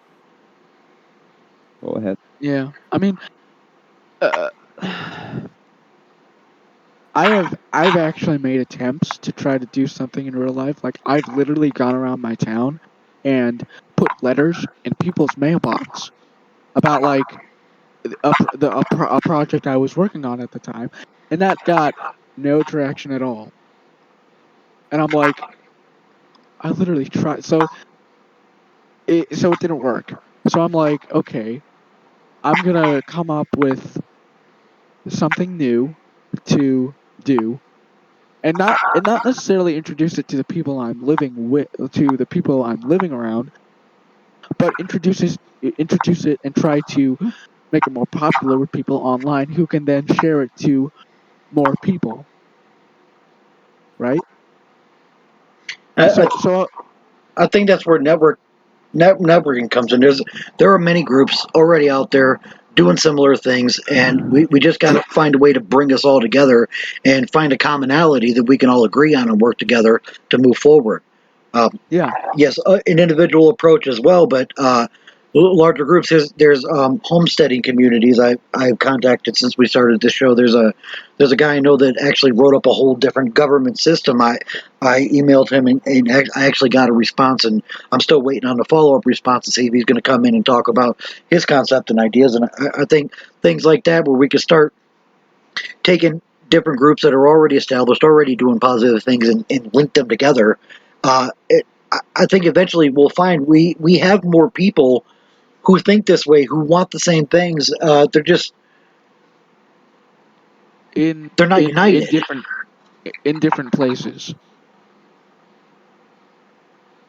or like they want to speak, but they're not comfortable or confident doing it yet.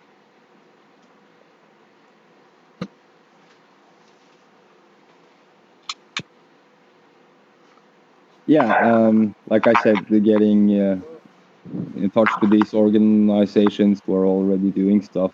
I'm looking at something right now called growinggardens.org, and that's a community of 400 individual community gardens. Locations in Boulder County. This was very specific, Colorado. And the reason I picked Colorado is, of course, because one of us lived there. But that's an example. But there's lots of stuff like this, you know. Yeah. I guess a bit of research and work around that part would be, the ticket. Getting, at least our local communities listed, and then work on from there. There's one thing I haven't done.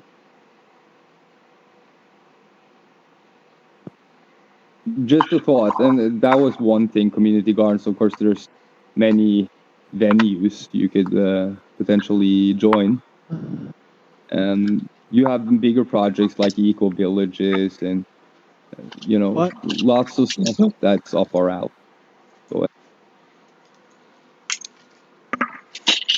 Yes, share the link. I'll see if I can get in touch with them. If I can't get a hold of them digitally, it's a 3 hour drive. I could take a day, go out there and talk to them, and maybe they have some good ideas they can share, or maybe something. If they don't want to, maybe I can learn something and then share it that way. And if it goes, go I was ahead. just going to say, you could treat it as a shopping run and get some shopping done at the same time. Yeah. Yeah, the website is growinggardens.org, and growing gardens, of course, in one word.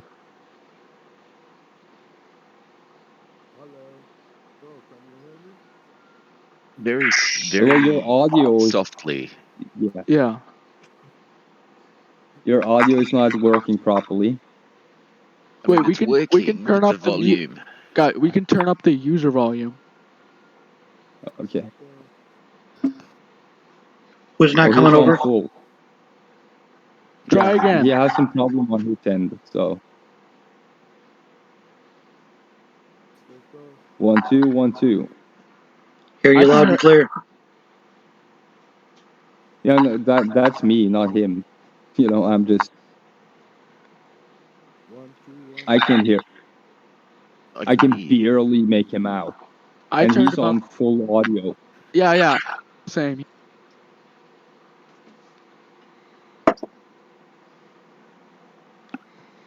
Yeah, I have them pulled up. I will look further into it after the show for sure. Wow, that's a lot. 136,000 people, it says. Yep. Wait, what? That's what I'm saying. Yeah, that's huge. That's a lot. Wait, 1,000. And of Oh, course, no, you never can mind. Never interact. mind. Never mind. You can interact with them on your own level, of course, but you see how big it is, and that's what I want to show people. We have the solutions. Yeah. The thing So, is that yeah. if people don't have Yeah. the chance to communicate, to come together to discuss things, you can have all the solutions that you want, but nobody will hear them. So the ability to be able to discuss things openly, solutions will present themselves if a group is allowed or given the opportunity to discuss things openly and to converse, to exchange ideas. That's the whole purpose of a discussion. That's true. Yeah. Yep. That So is Is it it the may weird? not plan. seem like we're doing much, but in actuality we are. We're making contact. These are the first small steps that many people don't pay attention to, don't disregard as meaningless.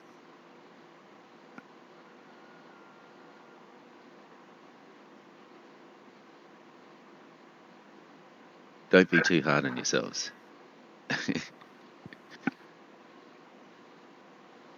Yeah. I suggest we just keep on contacting people and asking them into the project. Whoever random or specific, and keep on growing this. Yeah, like Van said, we'll get everything connected once we talk. All right. I just actually this Discord server out. That's one. You're breaking up now, V. You're going in and out. I just sent the link for this Discord server out to Twitter. That's something I forgot to do.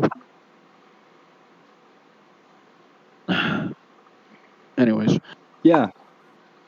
Did you And end up getting that again, link anyone that listening, allowed you to copy the YouTube videos? Yeah, I haven't gotten around to actually No doing worries. that yet, but I did Right. get it. Excellent. Just bookmark it. All right, I did. When that one stops working, I'll get you another one. Okay.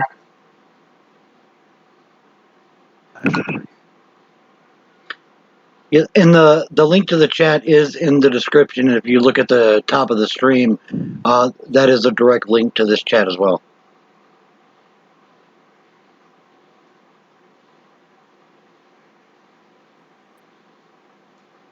To be honest, but yeah, I have no idea where we're streaming to, or haven't watched any of our streams. So I'm just attending to chat.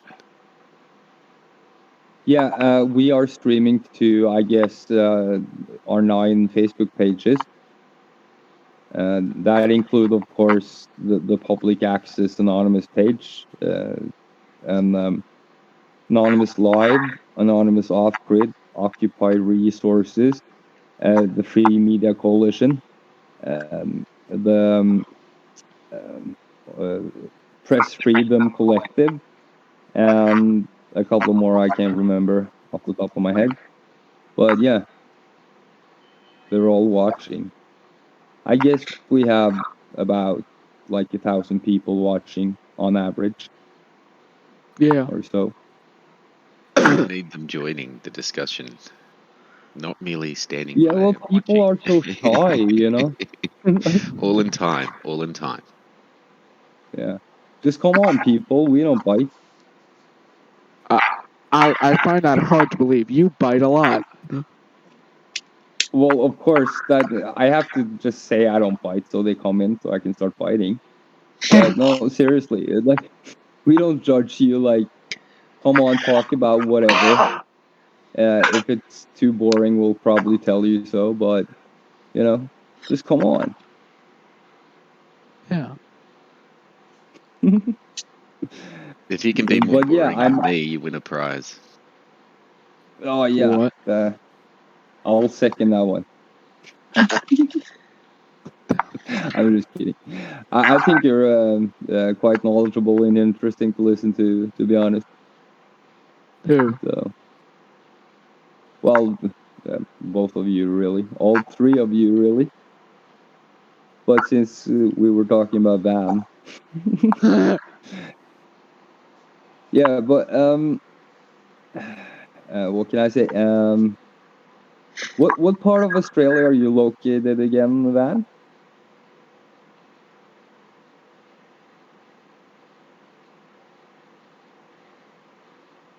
Silence. I think he lost his connection. Hello. Sorry. Hello? Yeah. What do Hello. we have? Doctor, can you hear me? You're still turned up I at can 200%, and hear I you. can barely hear you. Yeah, there's I don't know what's wrong. Something wrong with your microphone, Mo. Wait. What if we all turn each other down, but then turn our volume up? It's impossible. Yep. And of course, the background noise would be deafening. So True. Yeah, my sound's all the way up. yeah, Mr. Ferdy just is not coming through on whatever mic he's using. It's just not sending. No, I mean, not the what our audio, like, what we're saying, how we can hear each other. We should turn our like, we all turn each other down, but our mic is like the same, and then we just turn our volume that we're listening to up. that's not practically possible, especially not when we're live streaming. That would require a lot of extra adjustment. And of course, most people couldn't, put their volume that high anyway. So, Yeah. we're talking more than 200%. I can hear that. And, I'm good at math. And when you get down to that level of noise, it's very distorted. And you get a lot of, just distorted sound. Like, it's going to sound awful if you actually do that in practice. So I would advise against it. Anyway, the problem is on his side, not our side. So, it's something to do with noise suppression, I suspect, and his microphone being affected. I don't know if he can actually turn off noise suppression. I'm unsure about that. But yeah, Van, can you hear me? Yes. What part of Australia are you in again? The big part. Well, come on, they can't find you in a whole state. It's not Well, important. Oh my god, so paranoid. I'm just trying to find stuff in your area too, Don't need to, trust me. Yeah. My area is complicated, to say the least. The closest Well, there civilization might to be my something. area is about 270 kilometers away, and that's a fuel stop. That's where you get some fuel. Yeah, but that's kind of how your country is. Just No, not necessarily. Just out in the middle of nowhere, it is. yeah, but there's still stuff going on that you might have missed. Yeah. Trust me. Trust me when I tell you I've sussed things out locally already, and Well, I'm going to make made the sure. contacts I'm that I going to make needed to. sure. Yeah, Well, when I we're can done with this, understand. I'm going to be on you for details about this. All good. But anyway, yeah, that I think that that this is was. the kind of evidence I'd like to cover with you in a private session. I understand. But just so people get that, that's kind of like the concept I'm talking about. Actually, going straight for the price. Most people don't even think about these, already existing communities because they're being suppressed in the media. Of course they You are. know, if this Can't have popped up somebody on your showing a good Facebook, example. Yeah, we need a so bunch of grown women throwing around milk in the grocery store. Because apparently well, that's what's popular. we need to just sponsor stuff like this so it comes up in people's feeds, and you can read it on your Facebook. Oh, that's interesting, I can join this. But now it's just like commercial enterprises, nothing community and non-profit. So Yeah. yeah, so putting it out there.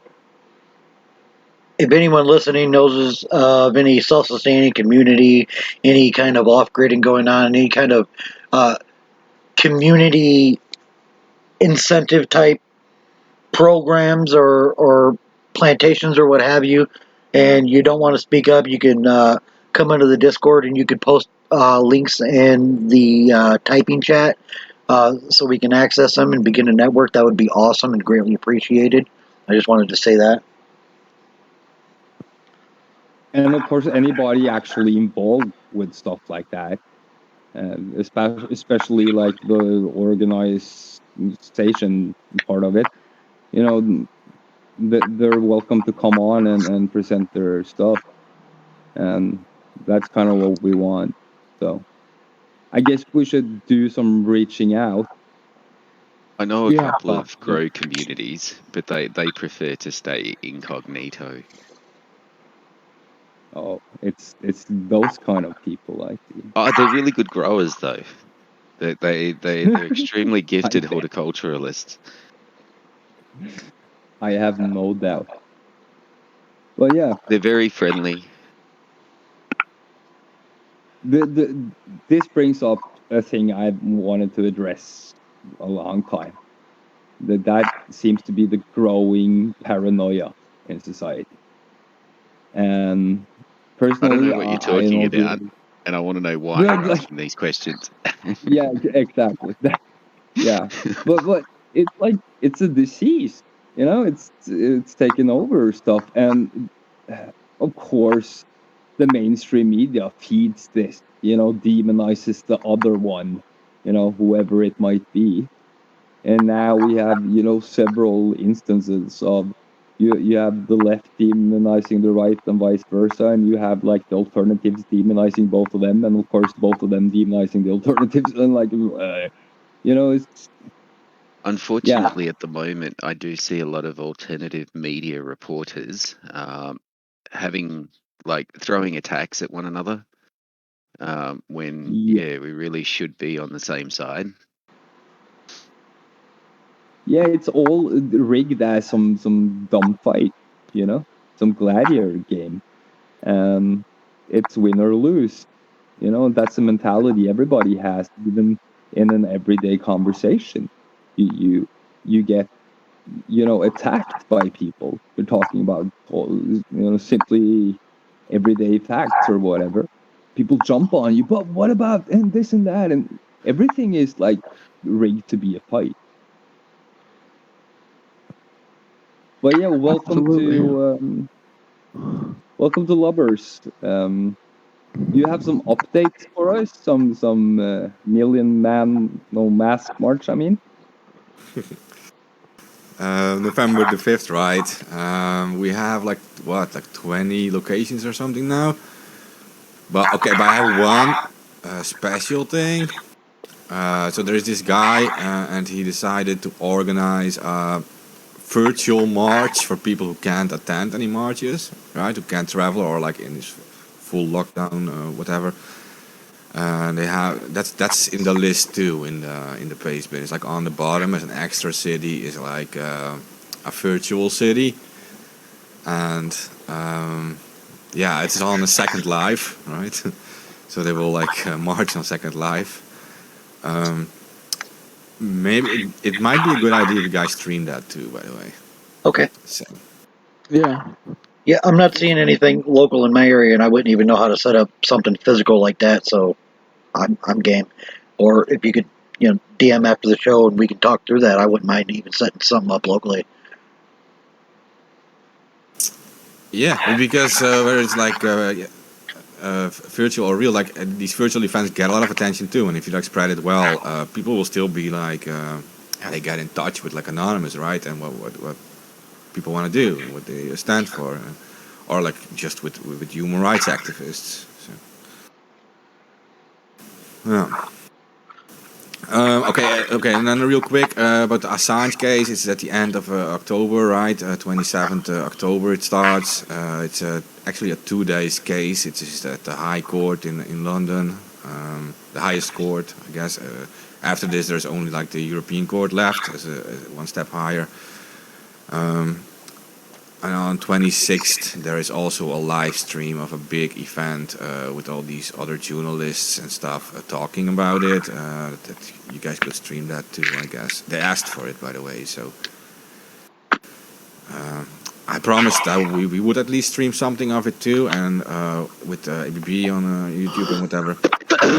You guys should do that too, I think. I think we should It all would be. actually. Of course. It does sound like a good Just, idea.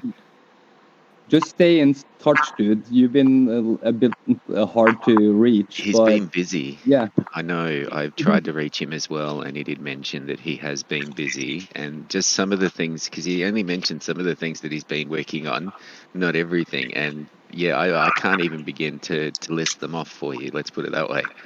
The guy's got so much on Yeah, his I know plate at the that. moment, That's it's why hard to I'm. catch him.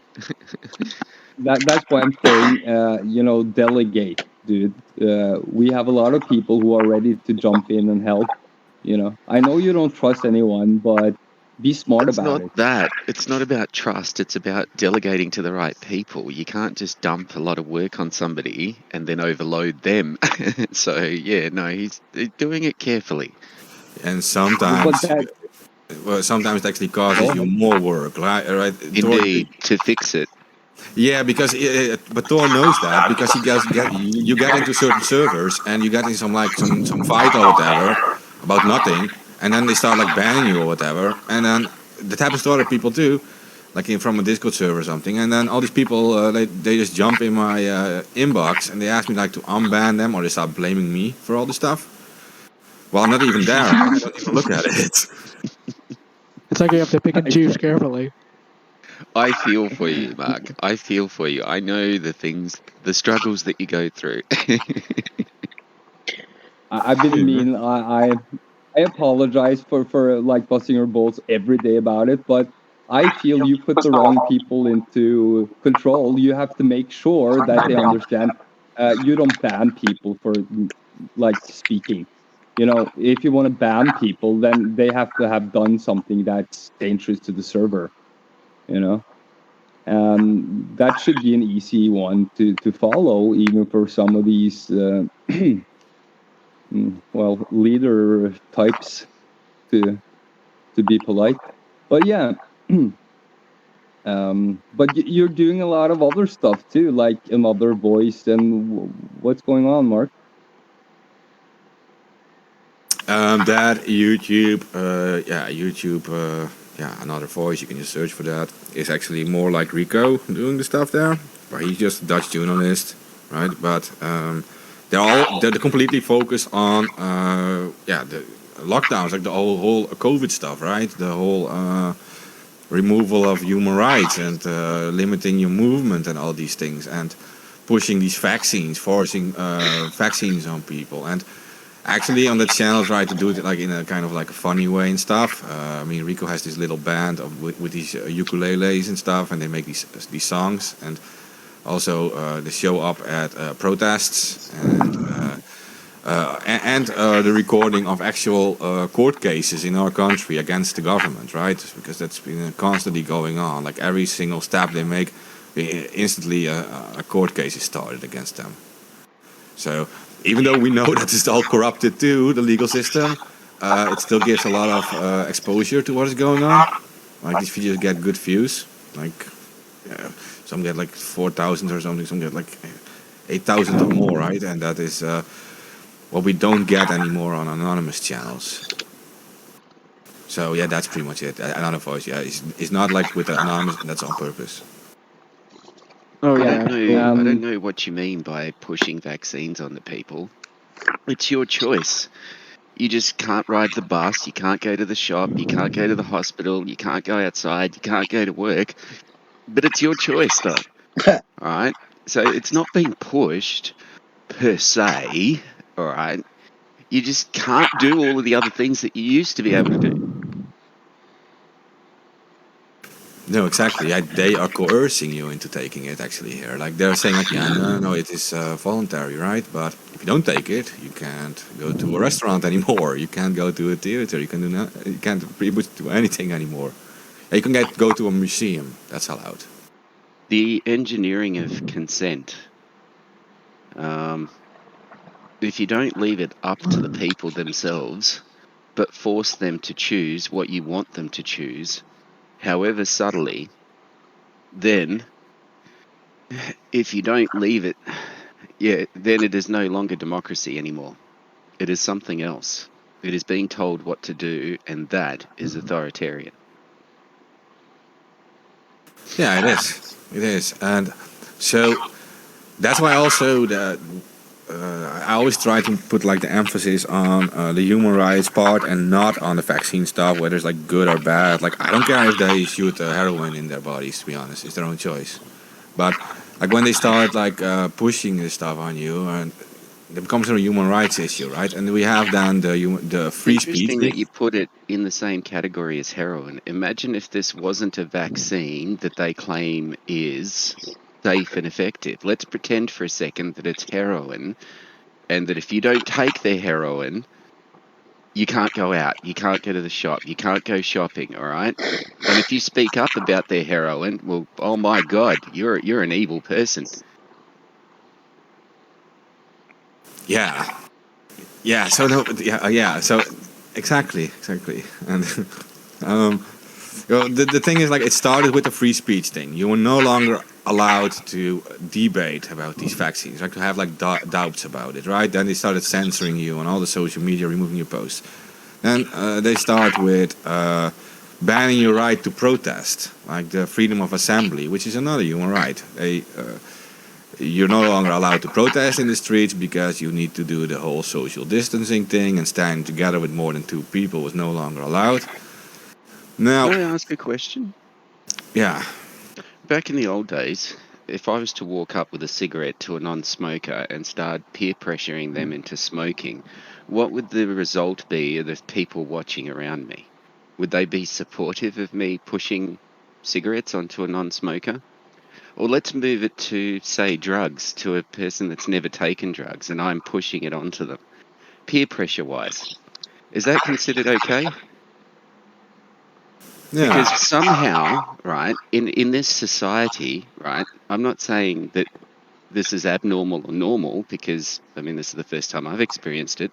Society has okayed for us to peer pressure others into an injection which we know has the ability to cause harm, but also we know doesn't seem to show any benefits. yeah. And You have we're all okay with peer pressuring one another into this. Does this seem like normal behavior to you, looking from the outside in? because you have the right to bodily autonomy. Like you can decide what goes in or out your body. That's bodily autonomy. You should be able to. Not I anymore. That's agree with a you 100%. that's a. You go first. I wasn't looking to cut anyone off. Okay. So the right to bodily autonomy.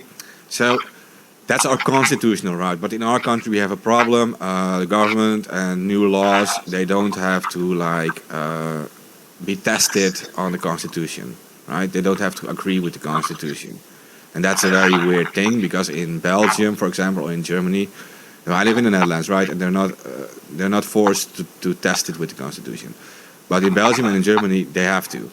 Every new law they make has to comply exactly with the constitution.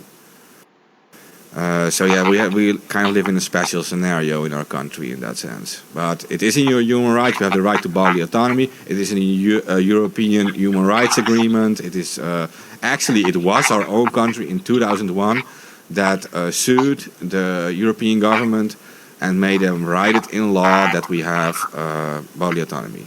So yeah, whatever the government does now, I don't know, but yeah.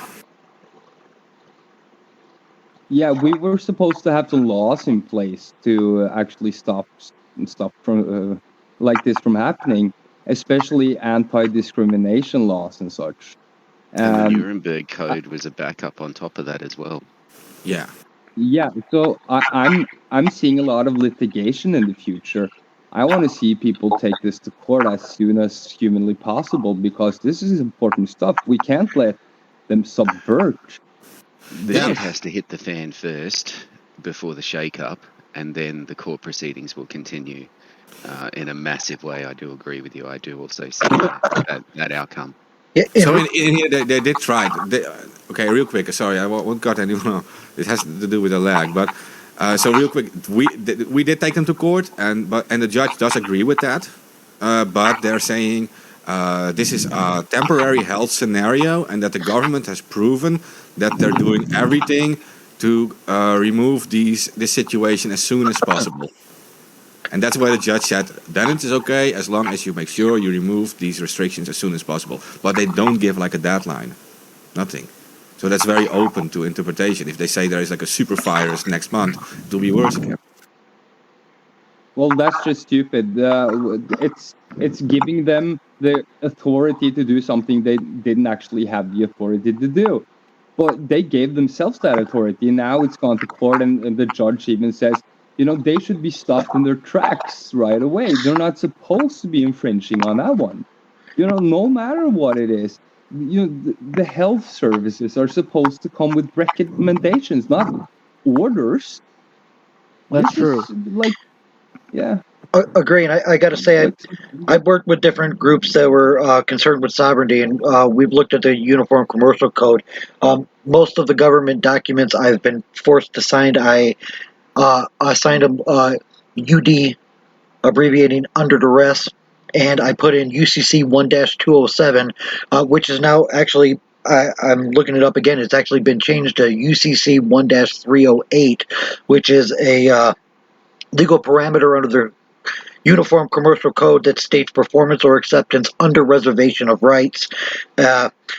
With the explicit reservation of rights performs or promises performance, essence, performance in a manner demanded or offered by the other party does not thereby prejudice the reserved right.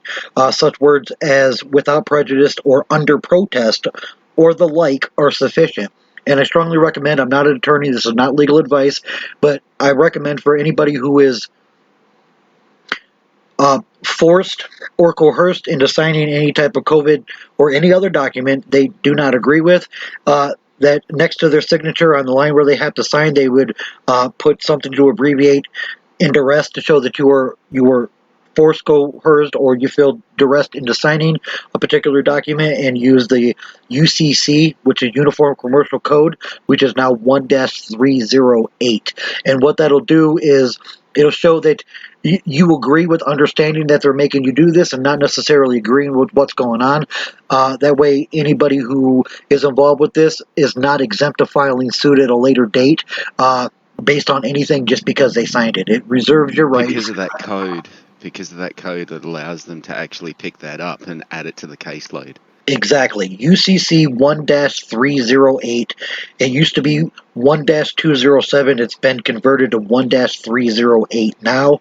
So remember, when you sign stuff, you are under duress or in duress, and you are citing Uniform Commercial Code 1-308. And that will preserve your rights. So if there's ever any type of collective big international lawsuit we can place and we decide to take that route, even people who have participated, whether they were coerced or not, with this addendum on their signature would not disqualify them from the class action or what have you. Yeah, as far as I'm concerned, any damages incurred via this vaccine, whether you've signed or not, I still reckon is worth fighting. Because you were coerced into it. The entire system was in on it, in on the peer pressure. Absolutely. I mean, that kind of programming is difficult for any normal person to fight. Everybody's need to fit in is too powerful. To conform, to fit in. Those are the people that did well at school. People say However, that me and my friends differences. hung out in front of the principal's office. people say that differences are like matter and stuff. If that's true, why is everyone still trying to fit in with everyone else? People don't try to be different, and There's a way they're of saying fitting they're in saying to your own place without actually fitting in to the place where society has picked for you. that's true, but people So are just trying to don't be fit confused in. with the two. No, people are trying to fit in with what society wants them to fit in. Well, subconsciously they're coerced Yes, from a very young age into it to the point where it becomes habit for the person without them consciously actually being aware of it in most circumstances. They follow the happy feelings. They do what makes them happy, yeah, or what they've been programmed to think makes them happy, or what they've been programmed to make them happy.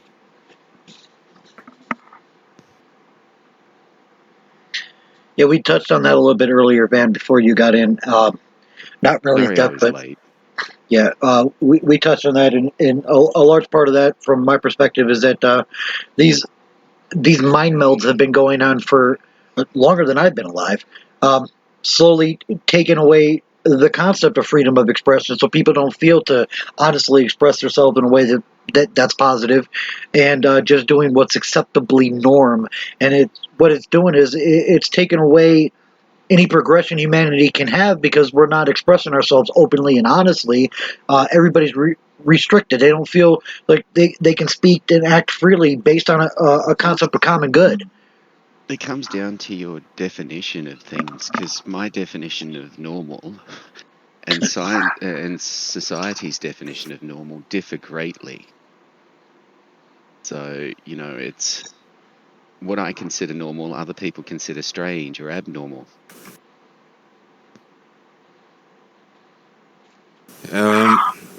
Okay, so I think we discussed it before, Fan Man, once. Like, we're talking about super effective propaganda and a status quo they're creating, right? They're creating this thing that is normal, but what they're using a lot is this whole fear appeal, right? They're Or using, sex. yeah, that is also a very good one. But okay, so when they use fear, you go back into the genetic memory of humans from the All time the when we things that were. they're using are primal instincts that they're trying to activate. Fear, sex. Yeah, let's explain that a bit for the listeners. Is that when you go back into history, you're talking about when the humans were still like hunter gatherers, right? And they were constantly under a threat by wolves, for example, or getting not getting enough food, for example, and the humans would live in this little pack of humans together, and these people, the people who were scared, would look up to the alphas, right, the strong males with the biggest spears, ready to beat the wolves, right? it's And a those are the leaders. it was a wolf pack concept. Yeah, yeah. So what governments are very effective at is to play on those genetic memories, like that which are like really baked in humans. That the fear of being under threat constantly, and looking up to your leaders for protection, the alphas of the pack, right? And Yeah, yeah, so when we had times too in this is maybe 1,000 years ago, when people were believing in all these different gods, for example, they would give these special powers to these gods. Thor will tell you have all these Norse gods, and you have a god of thunder, for example, and they believed that when they were in danger, they would pray to a god of thunder, and he would protect you against certain things, right? And now some humans seem to give these qualities to their politicians, to their leaders, that they are somehow capable of protecting them. And these people are very good at that, at using that fear propaganda, making people constantly scared. And it is not just with this virus, but like look at 9/11 with the World Trade Center attacks. They would say terrorists are on every street corner, and you're always in danger. Terrorists can always hurt you, and we are the ones who can protect you. So we need access to your communications. We need to be able to kick in your doors. We need to wiretap you 24/7 when we want to, because that is how we can protect you. We can hear the terrorists when they're planning something, right? But on the upside, people, don't forget to shop. It's your American duty to get out there and shop. This has been a Exactly. government community announcement.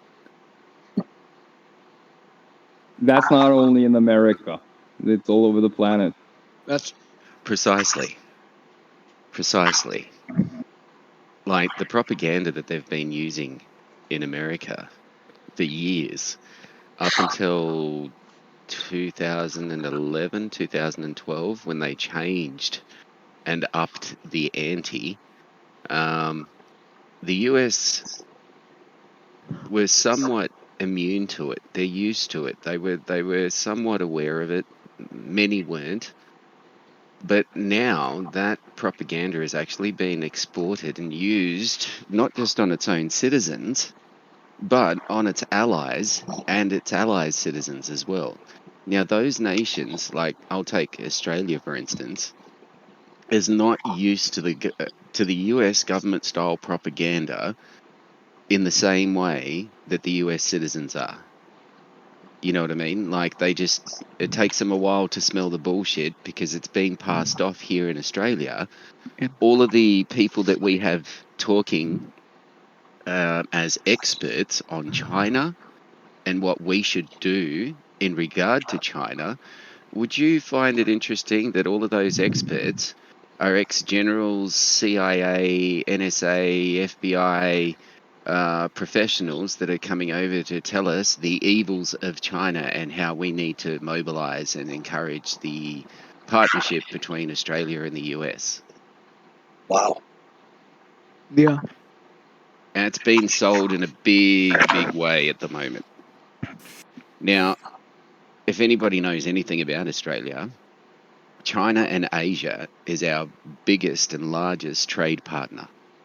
It's where our dollar gets any stability from. So for us to have a wedge between our main trading partner economically is basically just putting the noose around our neck and weakening us as a country. Yeah. And True. And look, I'm not a genius, right? So if I can see this, I'm sure they can too. You with me? yeah, and that's what I was talking about. The squeeze, it's coming in. It's not something that's going to happen. It is something that's currently happening. We're Yeah. like lobsters in a pot, and the fire keeps getting hotter. And with the way the governments and laws sit nowadays, it's surprising to me why I haven't seen it. I'm theorizing it's going to happen where everybody who doesn't get a vaccination and a booster shot is now considered a biological terrorist. And under any of the new laws that were made specifically in the United States, I don't know about anywhere else, but they can detain you and hold you indefinitely without charges if they have reasonable belief that you could be a terrorist. Well, if they There was start literally labeling everybody who doesn't get the shots as a biological terrorist, as a threat to everybody else, because we're saying everybody needs to get this to protect everybody, we're a half step away from being listed as biological terrorists and round up. Yeah, no, and hold. and Don't and overreact on information like that, trust me. Because time's playing its part here too. And the evidence is already there that most of the people that are going into these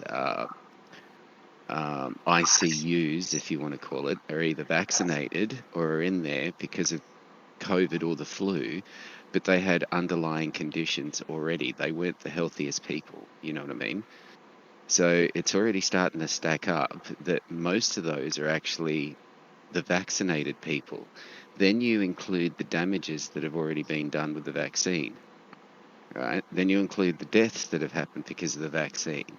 Once you start doing the math, then you take away from the deaths of COVID of all of the inflated numbers globally for political reasons, you're left with more deaths from the vaccine than from COVID.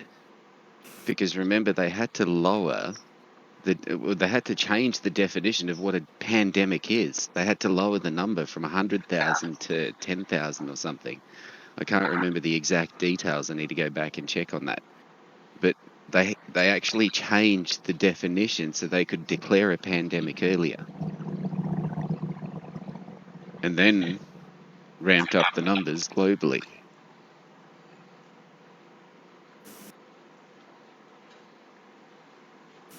Yeah, well, if you want to have some, you want to create in society some kind of cult mentality that you're constantly being attacked. You need powerful enemies, and when people are become less scared of the COVID thing themselves, they will become scared to be left out.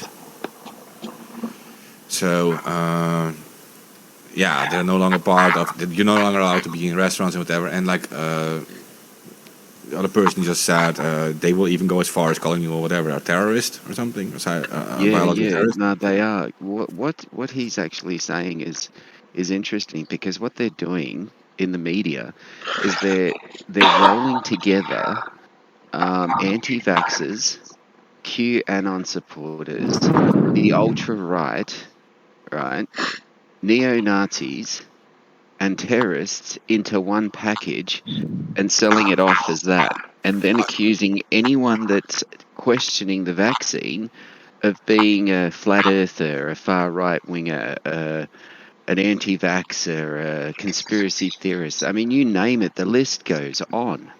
Isn't that the exact same thing again that they're pushing a fear campaign, but this time against the anti-vaxxers? Yes.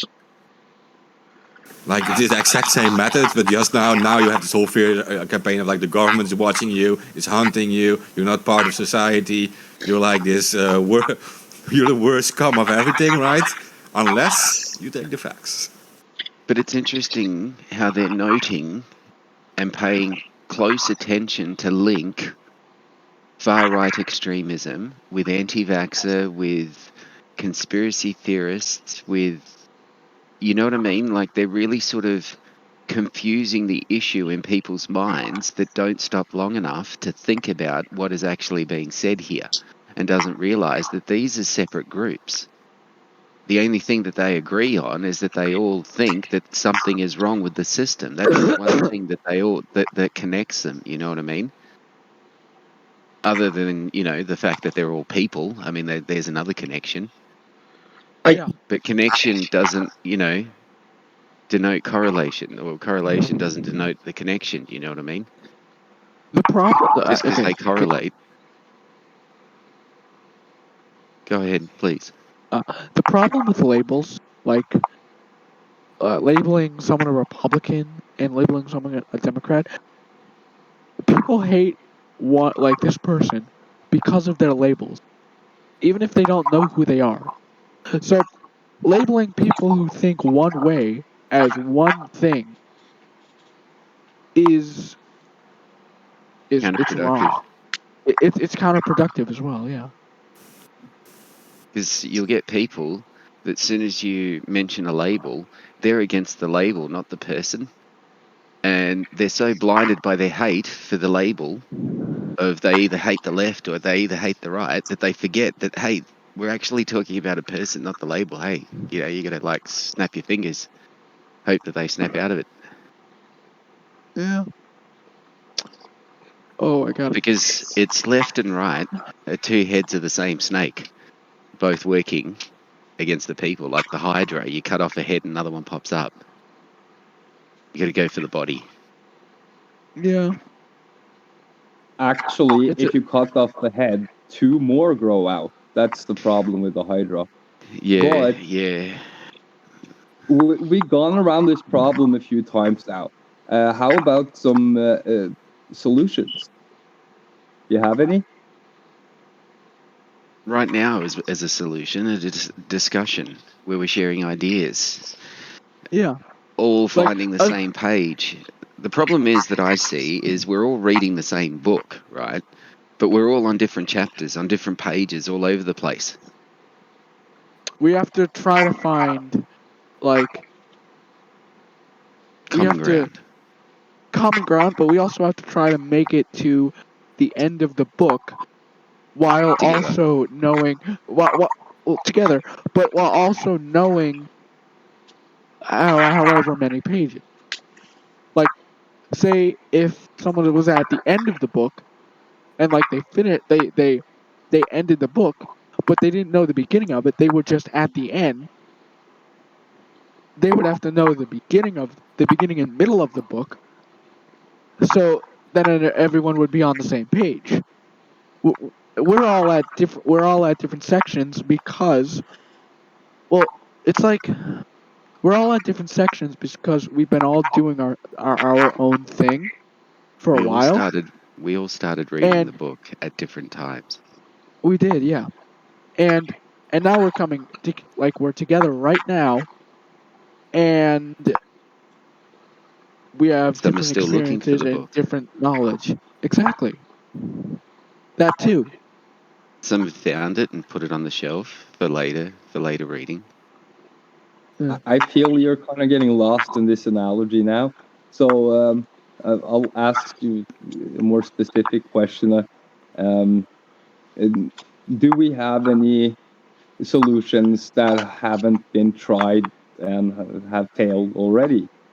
I love how you try and force and push stuff in a positive direction, even if it won't move. Even if there's a hill, you'll push it uphill. It's like, this has to move. There is a sense of urgency, and yes, there is. Don't get me Well, wrong. well, it is not that. Okay, so look, they're doing. You can divide people in like thousands and thousands of different labels, right? And they do, just like TV channels, they're going to push your attention on a different channel each time.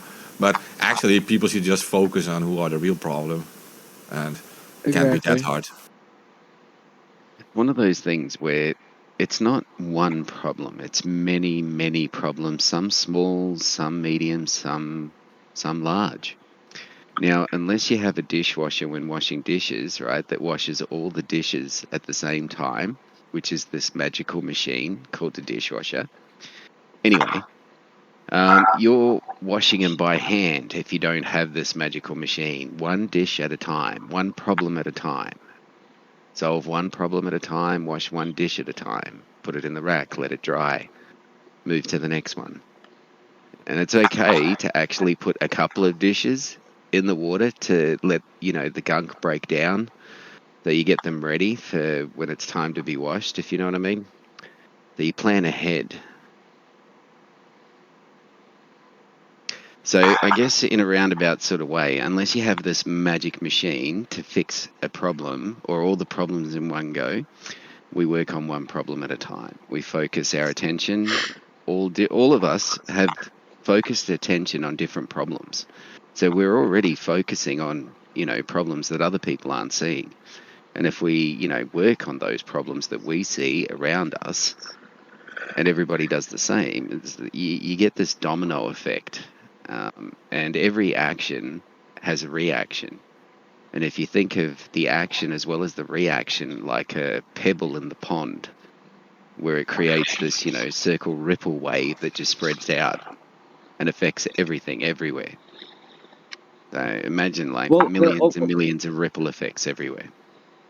Yeah, I get where we're going, but I feel again we're getting a bit lost in analogy here. We need something tangible. Of course, we're talking about Analogy is critical to get something tangible. Let me finish. I'll give you a chance to speak. We've been talking about many different, perspectives of this, but now we have at least come to an agreement that communication and doing stuff like this is the way to move forward. Now, what would the next step be? Because I already talked about how we do have the information, a lot of information about community projects and stuff like that we want to get out. So what would the next step be? What I always have one problem with is with alternative media, that the mainstream pushes something, right? Like they push like some news article gets dropped on whatever CNN or some mainstream thing, and then all the alternative media jumps on it and starts like saying the opposite thing, right? It's not true, they're lying, whatever. They're practically reducing themselves to the comment section of this mainstream media side. And actually, I think if you want to be a real alternative media, you should set the narrative. Like, you shouldn't respond to what others do. You should create the subject to talk about. Yeah. Speaking That's of a kind of my subject, point. sorry. Go ahead. Speaking of a subject to talk about, Lucy just DM'd me asking, because she's eating currently, she can't really talk. She wants everyone's opinion on sexual assault. Well, I don't think anybody has anything good to say about it. Let's hope not. That's pretty obvious. Yeah. I would say next question. All right. That was it. That was all I had to say Yeah, but about yeah, topic range. I've been alluding to this, but of course I can just put it out there. We don't have any reach anymore, or this effort would probably have you know accumulated into something already. But we have no organic reach left, and as I've mentioned before, there's a lot of research on this, and there's no secret what happened to social media and the internet as a whole. It got co-opted by money, as everything does. And if you want to get anywhere today, you need to be somewhere in that game somehow.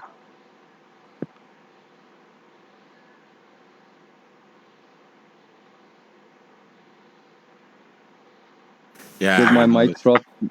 no, with No. Anonymous, maybe Anonymous is maybe the wrong thing for that, but I don't know. Maybe it isn't. But people are like traumatized in Anonymous, like with the whole Anon HQ stuff and all these Anon official making like lots and lots of money and not helping anyone with it. Like in this, I think 2014 or The something. the the, Go the ahead. thing is, Anonymous has um built itself to be whatever someone wants it to, in a sense, whatever someone wants it to be. The So it's not attached to any one movement. Like it's not attached to the Church of Scientology. It's not attached to um, Sony and the PS4 shit show. It's not attached to anything like that. And so this is why people are able to do that. And it's a great thing, but it's also something that people take advantage of constantly. And the meaning of Anonymous has been lost by a lot of people. Well, Anonymous was really just a trend, an internet trend. Yeah, and a group of people who started, protesting this Church of Scientology, which now, like, if you look at the big picture, what is the Church of Scientology in the big context? It's nothing. It's like Tom Cruise in a church, whatever, who believes in UFOs. But it's more funny than anything. But that's where it started, and it grew into this, activism type community type thing. But again, it has no structural leaders as such. It's just a random collection of people. And many of these people are quote unquote outsiders, if you will. And, that's kind of, I guess, why it's easy to target such a community at times. We're just calling them a bunch of weirdos or whatever. But what I have been doing inside Anonymous, and a lot of other people have been, is trying to get people focused on certain topics of importance. And that is, of course, the positive side of it. But on the whole, of course, this is, some commercial symbolism that has been co-opted by, people in some subculture context. And well, I don't view it very differently from like any other cultish gathering of people. It's what we do with it that matters. So I would like to get everybody involved with doing stuff like this. That's active instead of having anonymous as some background hobby. And at the end of the day, hopefully we won't need to be anonymous and we can speak up without getting attacked. But yeah, that's my 2 cents.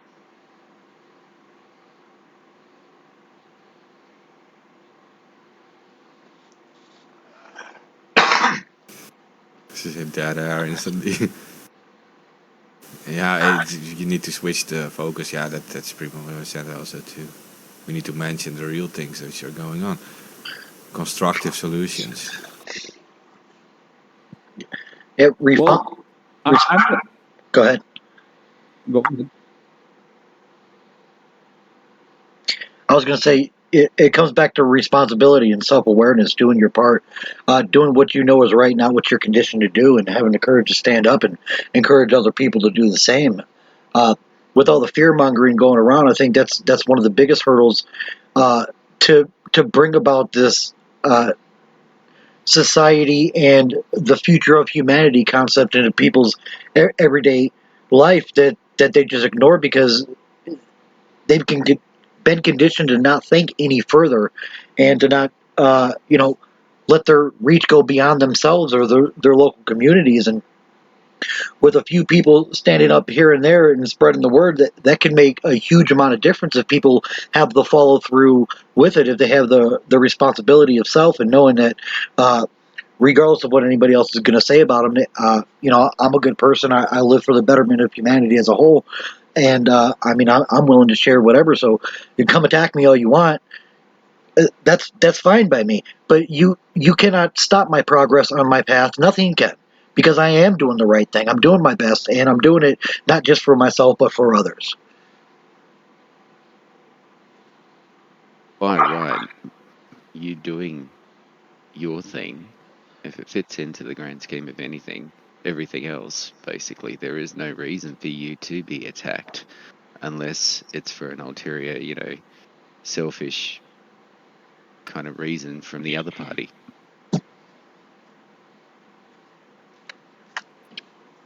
Well, that being said, again, we have kind of just avoided the problem.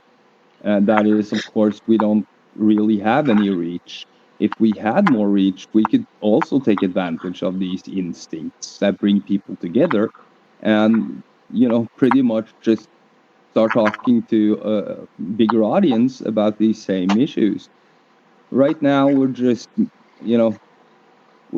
reaching the actual minimum on purpose from algorithms suppressing our information because they know exactly how many people you need to start something trending, and of course how many posts or whatever you need to suppress to stop something from trending.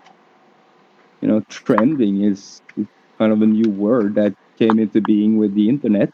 Of course, it existed before, but now it has a new meaning. And, they fear trends. And the thought that we could start some organic trend, that in the financial context or, making money context, that would be shooting yourself in the foot, especially if you control the infrastructure it's happening on. So, of course, they took control of the infrastructure and made it impossible for people to actually do it. So that leaves us, again, with this dilemma. How do we actually get in here? We're not rich.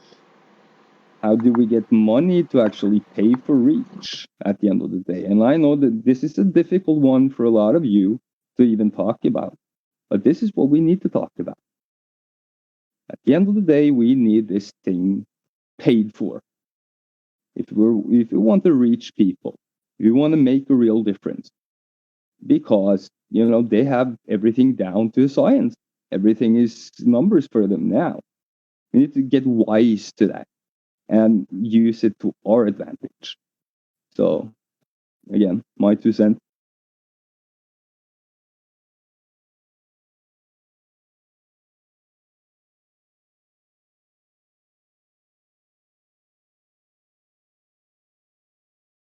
Did I stump everyone?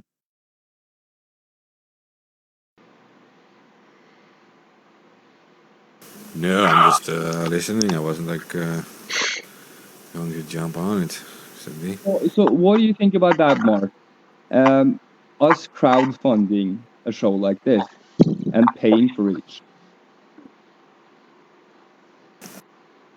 Yeah, yeah. I'm not sure how yet, but I do know like people like it more when you like make like a specific thing, like one project. Like, okay, so if you have like a protest event somewhere, and you just know that a lot of people don't have like money to travel there or something, that you could crowdfund like travel costs for everyone. It's very easy to get like money for. Or if you have like you need like a server or something, and you just know that you list the exact amount you need every month, right? And then people know exactly what they have to send, and that makes it easier. Well,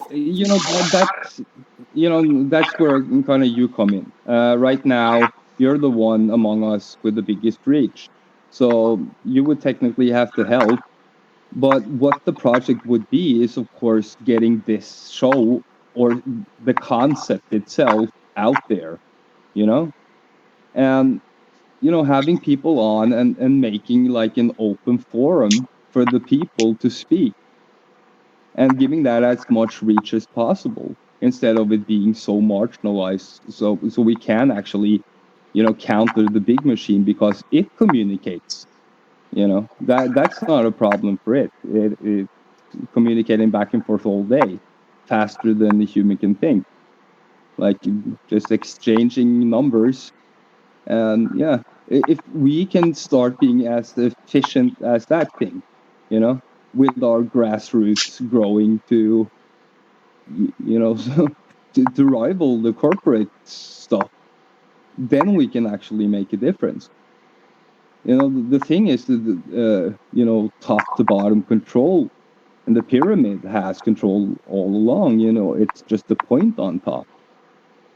But if we can actually make another pyramid to rival it, something happens. Well, we have to be very careful in constructing something like that so it doesn't actually fall into the same trap. Yeah. But Yeah. the basic idea is, crowdfunding and then paying for ads, to get out there, and all the other stuff you can pay for in reach. But go ahead.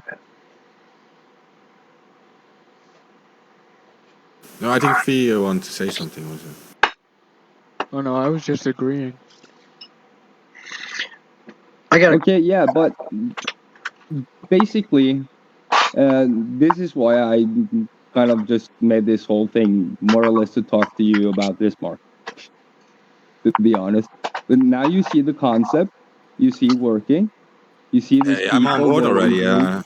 I'm on board. I'm here. I just like what you guys were already saying. Like just all these people are messaging me 24/7, so I'm a little lacking on time. But I know.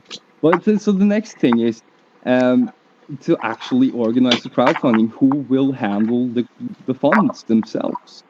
Because that needs to be somebody who we have full access to, and of course we sign a contract with, and it has to be on the up and up. You agree? yeah, well, you need someone you trust who's also willing to put his legal name or whatever on it, right? I mean, it's also a risk. Yeah. To be honest, I don't really need to trust the person all that much. I just need to make sure they put their handcuff on my contract, because that will be very specific. Very specific. But again, just making sure. Of course, we will go with someone we trust first of all, but this is kind of open to everyone's participation. So if a volunteer comes in and say, "I'm an expert at this type of stuff," then we do the contracts and names and the whole thing. and we make it transparent so everybody can see what's coming in, what it's being used for, and you get it. My question would be if we don't have the connections and the reach to get this word out to people, how are we going to connect and reach for crowdfunding? Yeah, that's kind of like I'm thinking that of course we have a little reach, a few thousand people among us, and that's the way to start. I'm thinking we try first and see if it doesn't go anywhere, we start changing up the tactics. We could possibly like crowdfunding itself. Put a little money into an ad for the crowdfunder and see if we can actually get on the plus side. That will of course require that we put some money into some project, but I'm willing to put, well, at least a couple of hundred into it. Fair enough. Yeah, that's a start. Yeah. So yeah, that's pretty much the basic thing. But any volunteers on handling the money?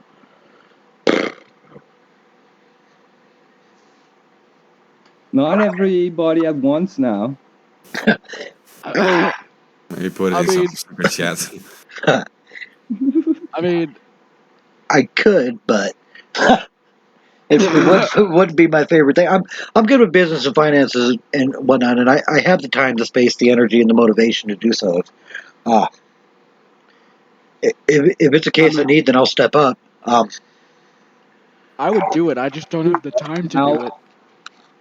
Right now, you seem like the best candidate to me, Nicer, Thanks. because you're willing to give your credentials and such. I don't know if Mark would actually be willing to do the same. I agree with that. He is the best candidate. Yeah, I'm Mr. Nobody on purpose. But whatever. My legal name is Square. It's just it's funny. It's like I checked this out and I wanted to just dip my toe in the pond and check it out, and now I'm swimming in the deep end. But I mean, let's go. There are no lifeboats around, and we are on fire. So if that's what's needed, that's what's needed. Yeah, all I want to say Yeah. about that is, just real quick, sorry guys.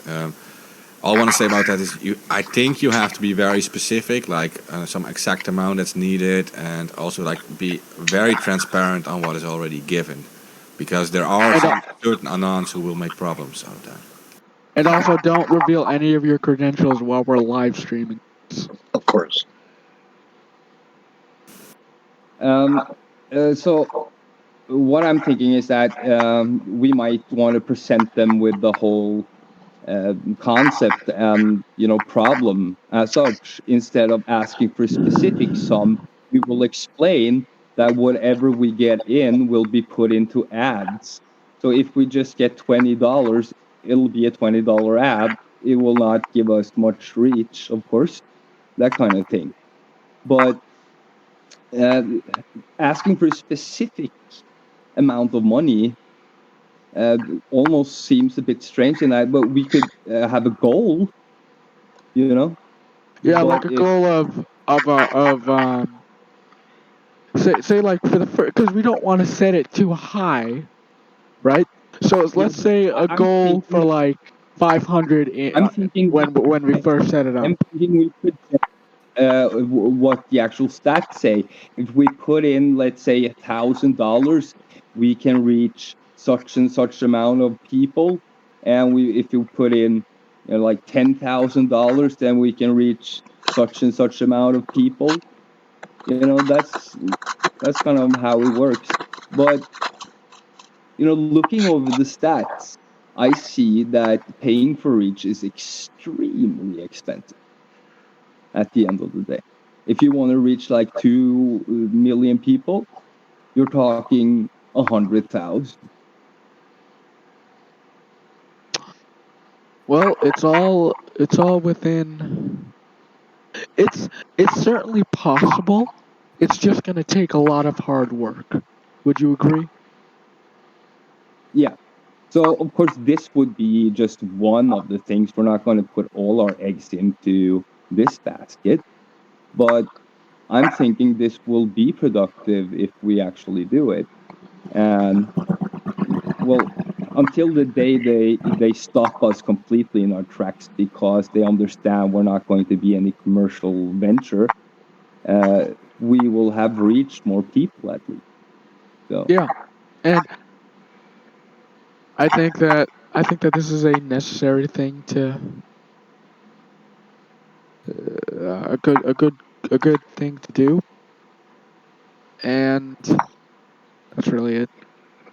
I mean, I think our goal, like for example, trying to pay for reach, it's how can I say this? It's a reachable idea, but it's gonna take a lot.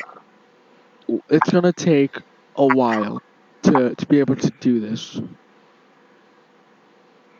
well, me and Nicer will set this up in no time. So in that sense, it doesn't take long.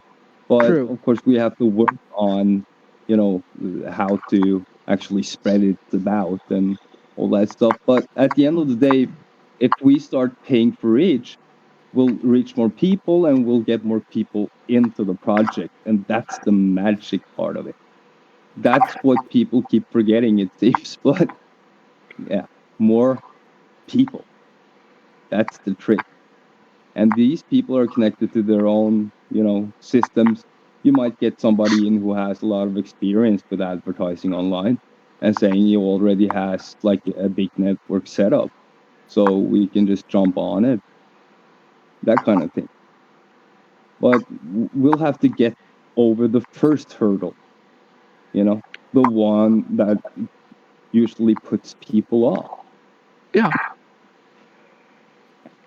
And once we And start making a couple maybe small not. steps, we'll know right away if it's going to be suppressed. It's not going to take long. As soon as word gets out there, somebody's going to see it and decide. It's just that's how they do it. Yeah. And that's why I'm thinking, we could possibly mask it a bit and make it look Normal. more commercial. Oh. More commercial. Yeah. Something that potentially some company could make money off of. That's what they let through. That's what's interesting for the system. Something commercially viable. And of course, nonprofits and like talks like this, the exact opposite. We're demons in this context. So an idea would be to look like some commercial venture, but of course that would be, a new setup, a camouflage operation. We wouldn't be calling ourselves anonymous anything, of course.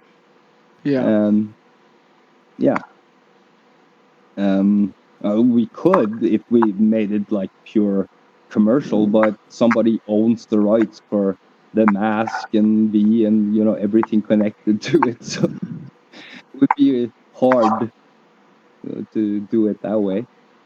It's better to make a new concept that looks fresh and yeah. But I'm not very good at commercial ideas, to be honest. I don't know what the fuck people want. I only have the truth to serve them. So that would require us talking to some professionals and, getting a bit involved in that kind of work.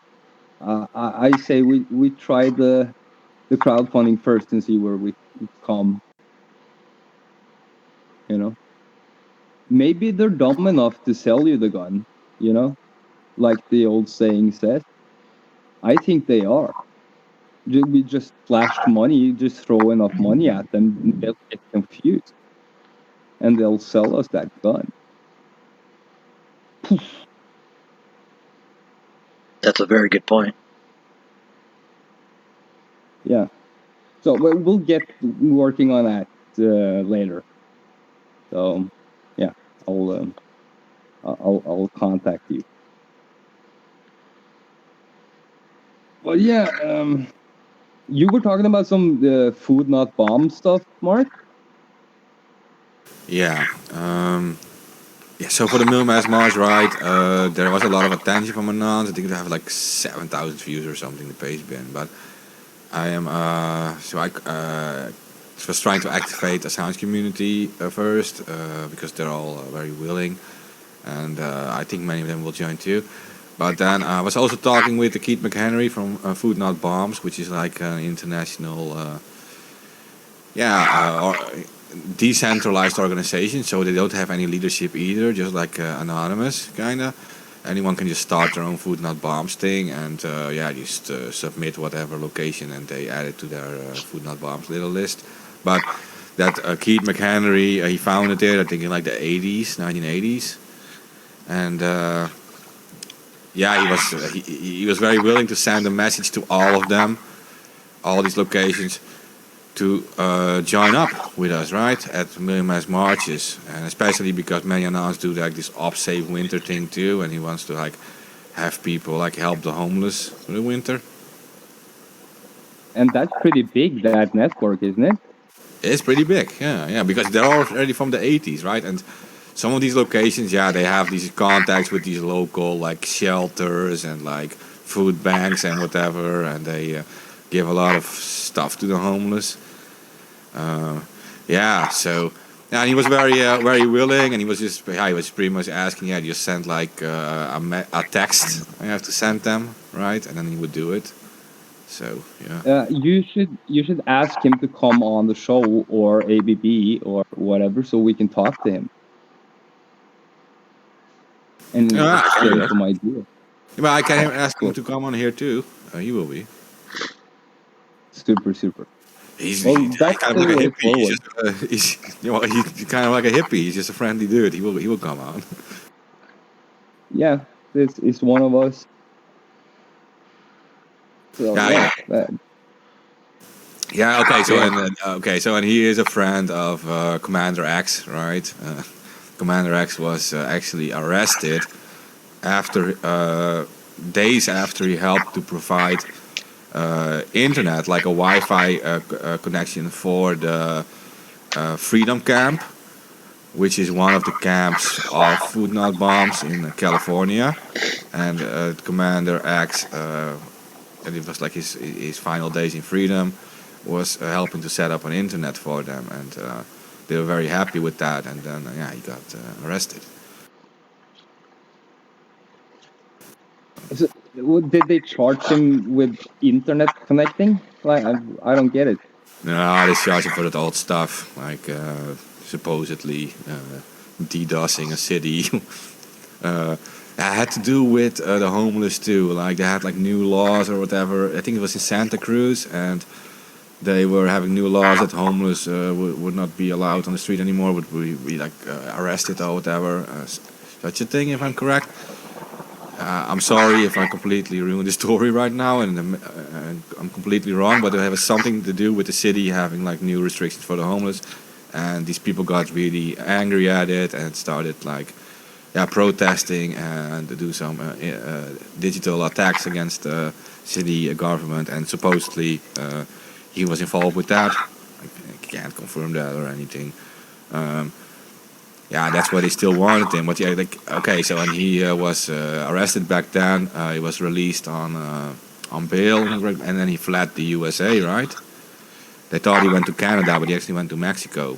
So he also had a press conference before that.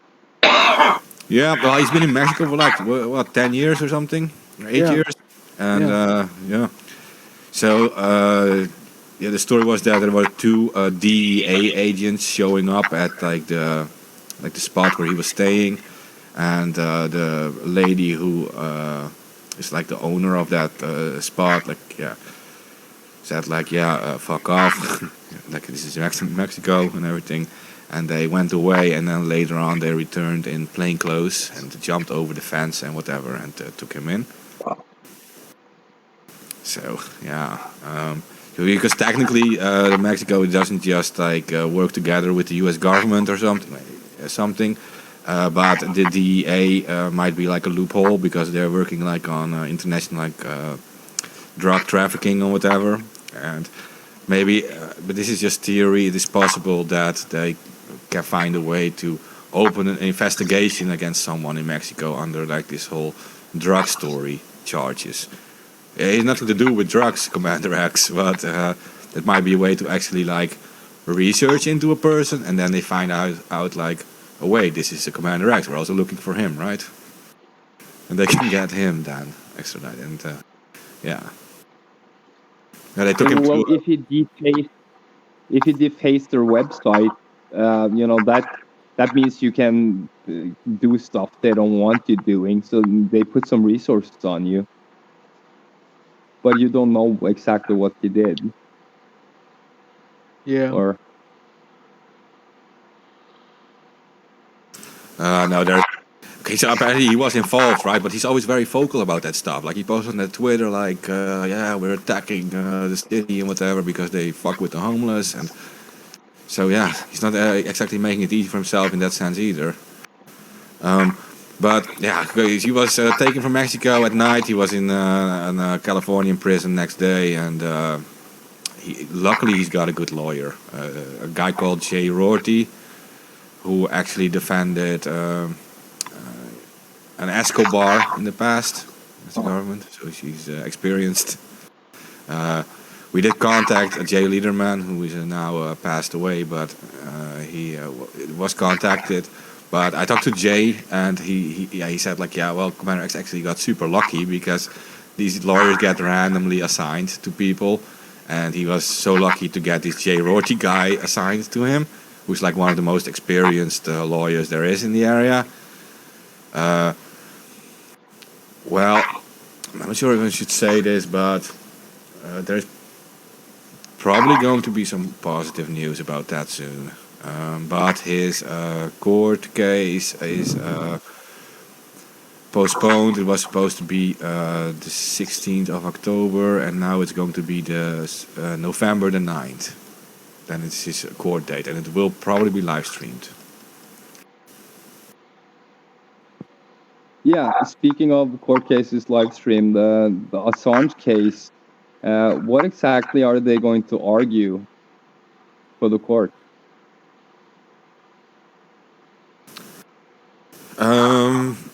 Yeah, well, the Americans want him extradited, saying that okay, so the judge disagreed on everything, right, with extradition. She stopped the extradition, and then but Americans were allowed to appeal.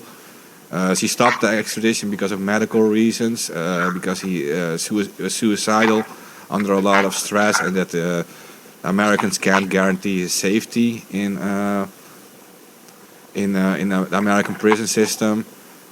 And so the Americans came up with a whole new story saying that if they would extradite him to the USA might consider that he would be able to sit out his sentence in Australia.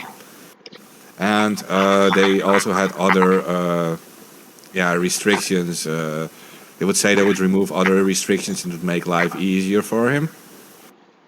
So they're trying to get out of that part by saying that he's not going to be at risk in the USA.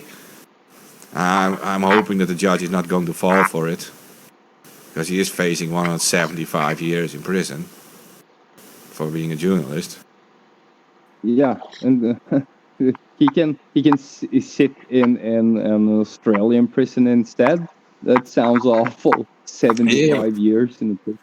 You know what they said? They would consider it, right? So that doesn't even mean anything. Like, yeah, okay, we considered it for 5 minutes and we decided not to. Like, it makes a difference if you're going to sit in jail for 70 fucking years anyway. Like, it's beyond stupid. But yeah, he's going to die in prison, right? I mean, we both know that. Like, if they get their way. At the end of the day, of course, all these, like, he's suicidal and this and that, there's clear human rights violations here because he's a journalist, and what he was presenting to people was public interest, and he did not obtain it in any illegal way. And yeah, the whole charge is stupid. Yeah, it is. You shouldn't even be in jail in the first place. Like, Yeah, doesn't so make- what am I looking for is, like, has there been any attempt to take this to the international courts and, you know, try to uh, take it to the Supreme Court in the United States and, you know, have it overruled or something to that effect? yeah, I have some problems with that too. But you know that, like, for example, the UN guy, Niels Meltzer, right? He is a UN rapporteur on torture, and he investigated it too. Like, he went there with two observers, like a psychologist and like a doctor. He went into the embassy back then when he was locked in there, and he said, like, he's convinced, and there's evidence that Assange is being at least psychologically tortured, and he still has that opinion, and it's even gotten worse because he's put under a lot of stress and a lot of like accusations he can't defend himself against. He is locked up in this little cell, and they're torturing him in very weird ways. Like, for example, they took away his glasses for 3 months. Well, he needs the glasses, and they took away his glasses, so he was like completely disoriented in jail. So then in the winter, he wasn't allowed to have warm clothes. Like, his warm clothes were locked until June 3rd, which then is his summer again. Then he had to write his defense, and he asked for a laptop, right? And he was given a laptop, but all the glues, all the keys were glued. He couldn't use the laptop. Yeah, I remember that one. That is insane, right? How are you treating? Yeah. You're treating a guy. You know what you're doing with that, and then he's put under this constant stress. And I discussed with Doctors for Assange, which was a doctor was discussing with me, and she said, like, you have stress hormones, which are being released when you're under stress, and they attack a cortisol is what it's called, and they attack your muscles and your brain capacity, and literally because it puts your body into some kind of like survival mode, and it like locks out all the other stuff, which is like your muscles and your brain and everything. And when that happens long term, like, you have serious physical effects because of that, right? And normally, if you're like a sports guy or whatever, and you put on the stress, you're able to like train your body again. You just take a walk or whatever, and it helps your muscle tissues. But he is locked in a cell, right? So he can't restore, he can't recover. So he's literally, I personally believe, and that person from Dr. for Assange too, said, like, this is actually not just psychological, this is also physical torture in that way. Like an indirect way of physically destroying his body. And Yeah, and of course, you know, all these things can be used like secondary reasons for getting him out. But again, the charge itself should be challenged in all ways possible because it's such a silly thing. That footage was already released. The Yeah. footage of these reporters getting killed, you know, that was it was already released actually, and they just presented it. So you're right. yeah, I still don't get that could stick, but I guess when it's the military, you know, it can do anything. Yeah, and they were publishing that, and all these big newspapers like New York Times, Washington Post, and everything, they all shared it too from there, and none of them are arrested. Another journalist worked with him, and he was not arrested either. They were working together on this file. It's all just him. Like, he's just made an example, just thrown away in some shady cell. And yeah, it almost seems like it is just completely designed to scare other journalists to never reporting facts like that. Yeah, but again, I feel they're breaking international, laws or treaties we agreed on when it comes to journalism, and you're not supposed to attack journalists, especially not in war. Yeah, yeah, and so you have Niels Melzer from the UN, rapporteur on torture, saying that and speaking out about it. But there were discussions in the European Union, for example, because the UK did sign the European Human Rights Agreement, but they pretty much said like we can't get involved until the process is done, and we trust that the UK government will do the right thing in the end. But yeah, if I talk to this other Swiss journalist who was actually a lawyer in Germany before, and he said like, well, actually, this whole process is the punishment already because you see him physically getting hurt. You see him you see him aging like what? You see him aging decades in months. Like how he looks now is not how he was. Yeah, I don't know, but it's been years now, you know. Yeah, and the last Literally appearance. been in jail for years. Yeah, and the last public appearance, he was not even able to remember his own birth date. And this guy is one of the smartest guys I've ever seen. In the activism community, when he was like still being able to do everything, he was not able to remember his own birth date. So you see what they have done to this guy. Yeah, they broke him, and of course in public on purpose, as an example. But that kind of makes it even more important that we get him out, make him well again, and show people that we can beat the system. Sorry, I don't know much about Assange. I just didn't he like start WikiLeaks or something? Yeah, and when he was after that he was just a publisher, right? So that means like everyone could just submit all these documents to WikiLeaks, right, in a secure way, and what all they would do would just publish these documents, and sometimes even take out like names if they would be at risk because of that, and just present these documents, and that's pretty much all they did. I mean, they weren't like hacking into stuff or stealing stuff. People were just submitting files to them, like yeah.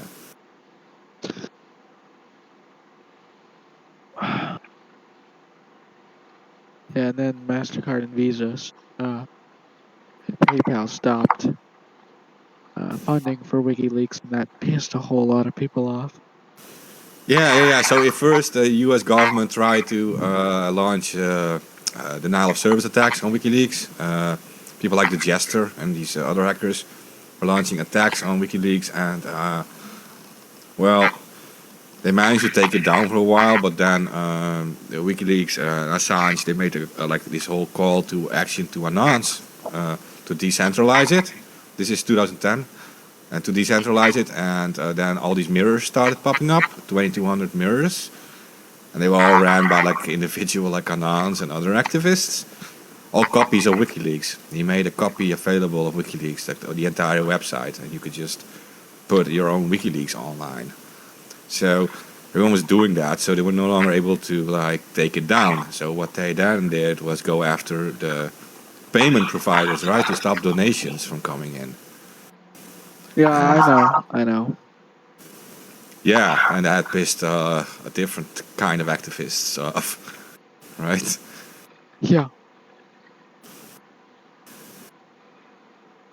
Yeah. Yeah, I did my research.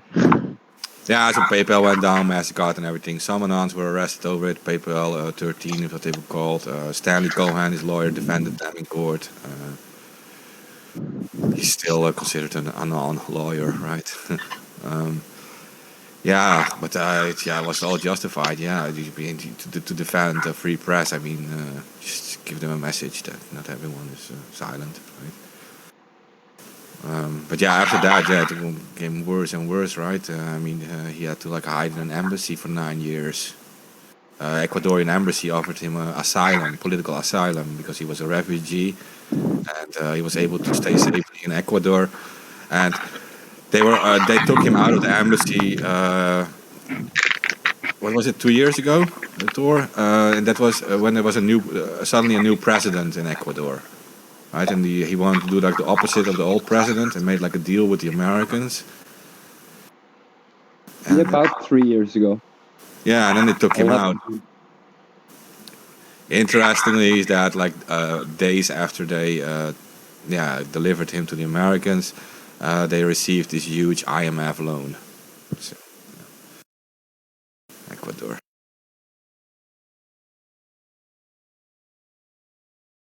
It's really sad because yeah, it was of course it was like a big public spectacle. He was taken from the embassy.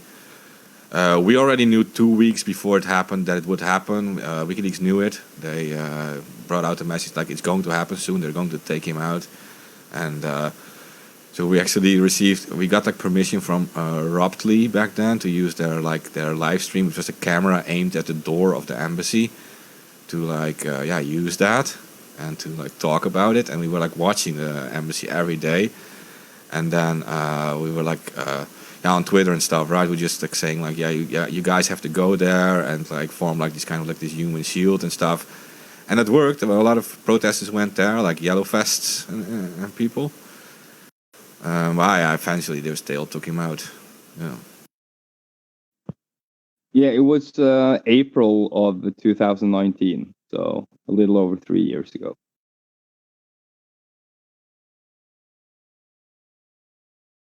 It's just sad that they're doing it in public like that, right?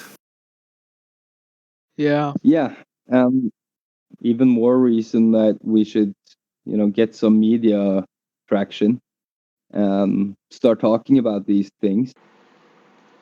Because, yeah, I feel that you making such a forum for people will give others motivation to do the same. Of course, we won't be making one for everyone. That would be chaotic, but we can get other similar projects going, so we get more dynamic. But yeah.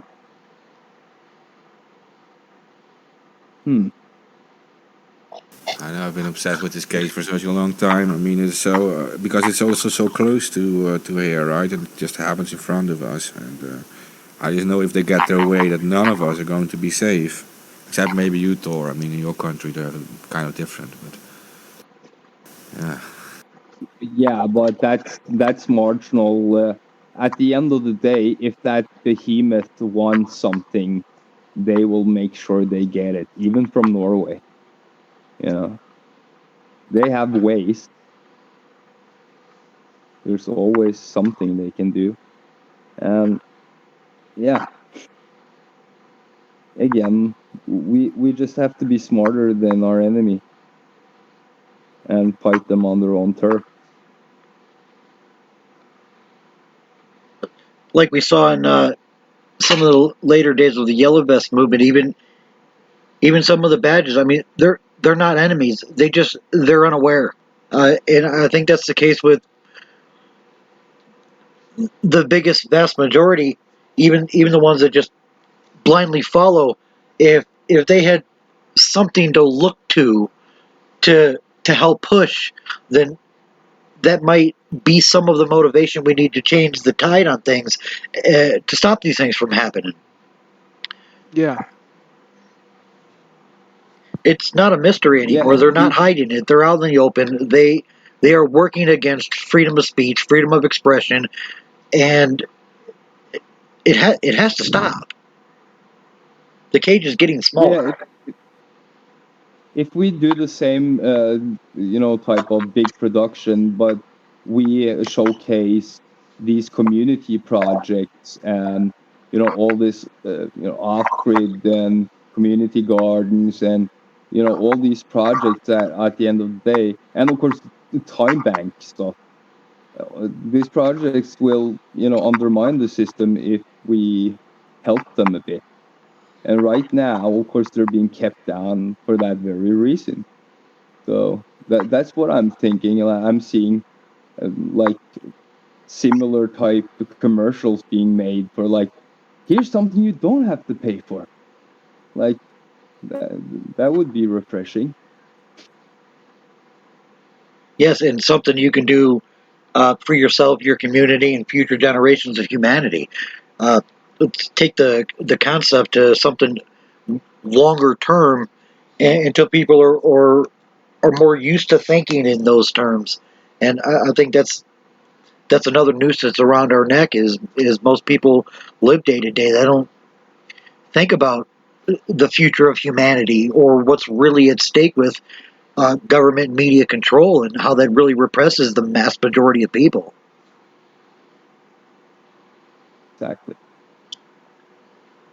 So yeah, we'll get the crowdfunding going and hopefully, get some ads on this thing, and we'll see how that pans out. And again, audience, if anybody wants to help us, come on in.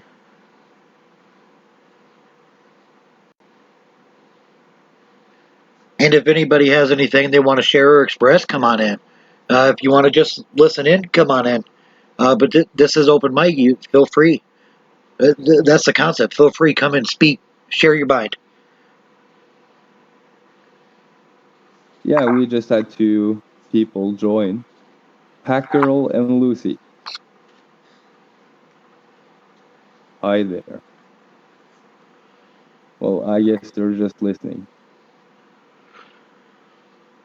But yeah, oh, another one, Slasher. Hello, Slasher. Also I'm inviting listener, I some guess. people. I'm inviting some people too now Oh, on the list. that's what's happening, huh?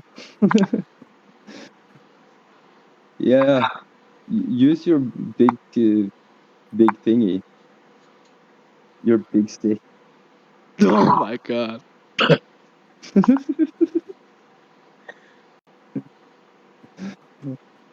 Well, in the anonymous context, Mark has a pretty big stick actually. Yeah, that's true. So yeah, that's the end of the game. Just pulling our resources together and making it go all dynamic. All right. I have a question, Mark. Okay. Have you heard of the Cult of the Dead Cow? Yeah. What do you know about it? Oh, they're one of the oldest hacking crews still in existence. Yeah, They're really pretty old. they are. We actually have a few of them in our network, but hush hush. I mean, yeah. I just I have a folder of journal documents that I used in something that I wrote, and they're like one of the most recent members joined. Like there are records that go back from the 1980s to now, which is pretty insane. Okay. Well, there must be a lot of content there, definitely. But these guys have like some history. They do, yeah. They coined the term hacktivism. Yeah, yeah. Like they also went up against Scientology, which is also something Anonymous did. Like 20 years later. Yeah, yeah.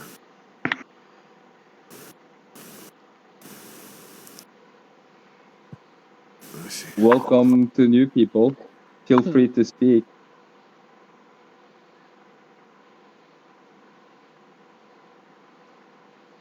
People going to jump on, huh? I dropped it in the Real Nice March over.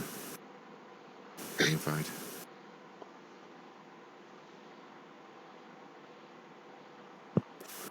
No. So in Europe, like I'm from Europe, right? So we have some of there are also some old hacker crews here, like Chaos Computer Club, for example. These people are pretty much from like the same time, and yeah. The thing is, you have a lot of these people get like these. They become like famous in like the other side of the things, right? Not just like activism anymore, but like securing these huge companies or whatever, and become like teachers in the hacking world. Yeah.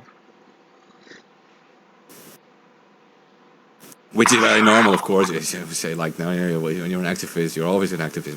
Like several of like the Anons I worked with, like in 2008 and stuff. Most of them have like jobs at companies like whatever, like Cloudflare or something, or and they have kids and stuff now, right? And they just get some high-paying tech job, and they're completely out of like the activism stuff. Like, it just depends a bit on like how you look at it, I guess. But it's good if you have people who actually know about what internet freedom means.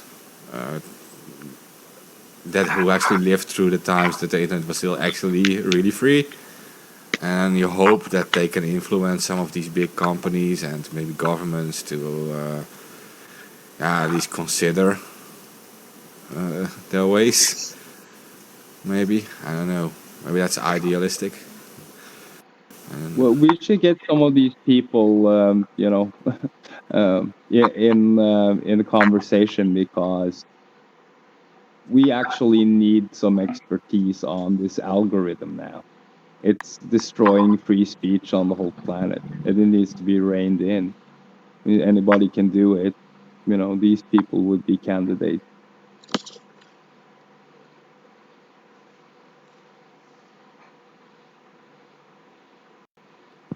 I would In love. theory.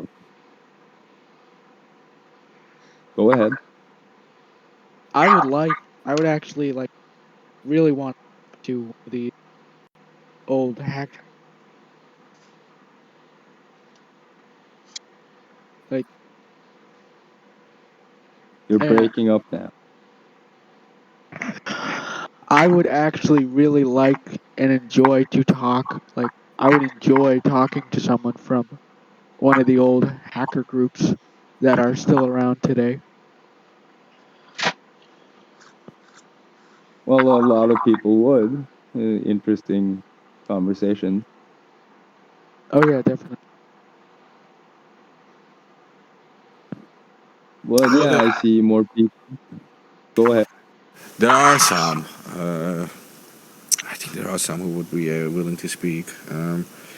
Okay, so you have a lot of bug bounty hunters, right? And they're still kind of like in the shady side of things.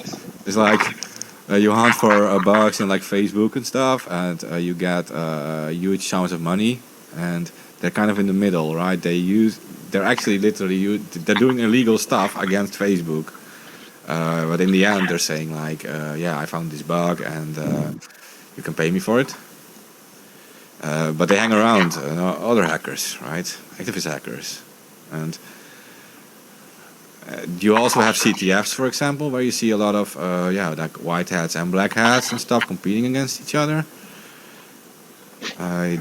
So you can still meet them. And in places like DEF CON, for example, but there's a lot, you have to be careful there. There's a lot of snitches and fasts and stuff there.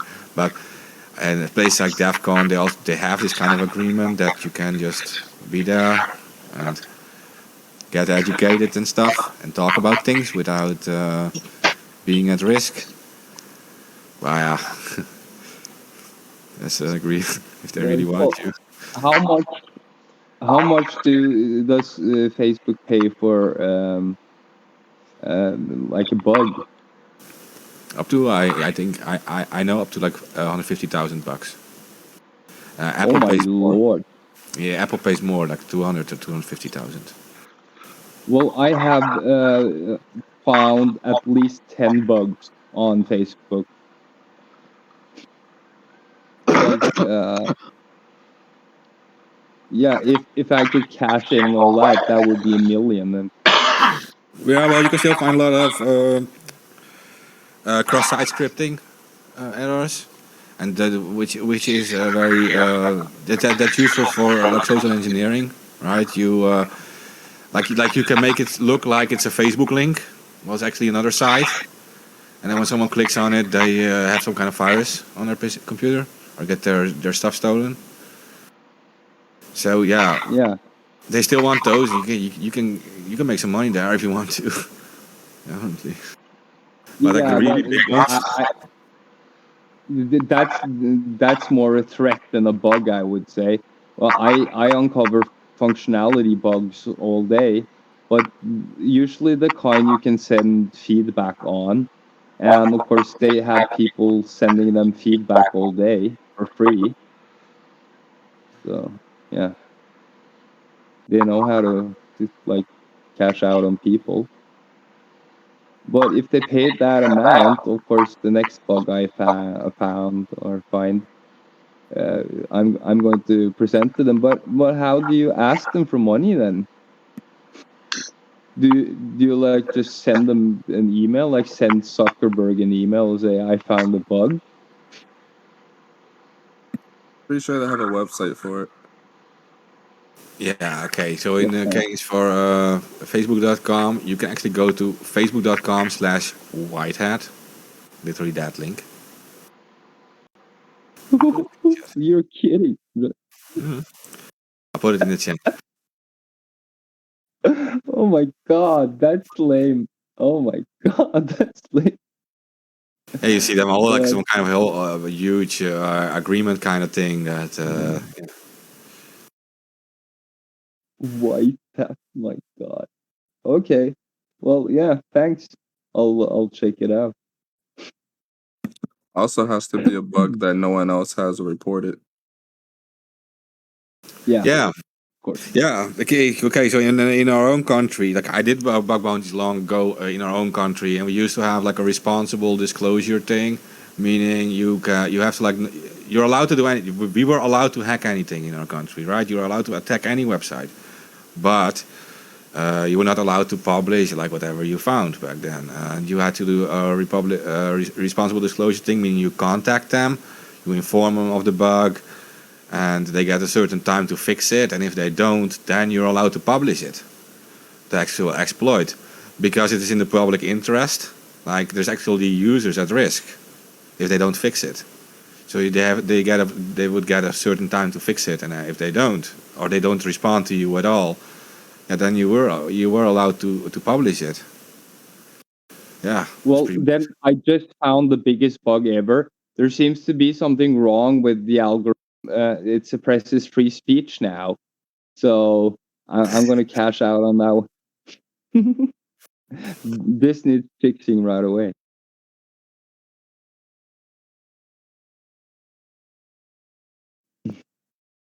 But yeah, that's interesting. It would be fun just like cashing out on Facebook and then using it to destroy them. Usually they have certain subdomains that are out of scope that they won't allow you to attack, but they have like a bunch of in scope subdomains that you can possibly go for. Yeah. So it's not like you can attack any subdomain. I'm pretty sure they have like out of scope subdomains that they don't want you to attack. Yeah, they probably have some very secure internal stuff they don't want anybody to see. But yeah, Hey, Possibly, yeah. I'm gonna be honest. All I'm doing on Facebook now is pushing to try to get a 30-day ban, just so I can say I got a 30-day ban on Facebook, and then I'm done. I've gotten a week ban on Facebook. well, I know how you can get a 30-day ban in.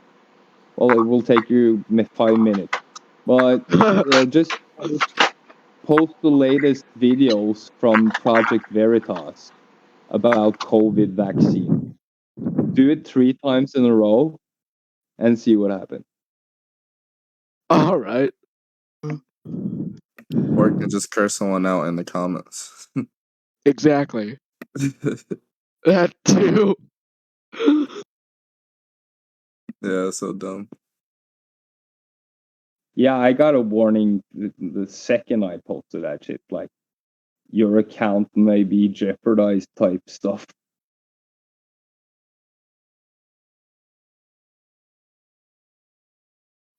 Yeah, Facebook will ban you for anything. Yeah, but they Yes. really hate Santa Clarita. And a It- few other people, if you post stuff from, they just nuts in 2 seconds. Look, they'll literally fuck you up with like, if I swear, if I posted COVID isn't real, I'll get fucked. Of course, I Yeah, know it is real, but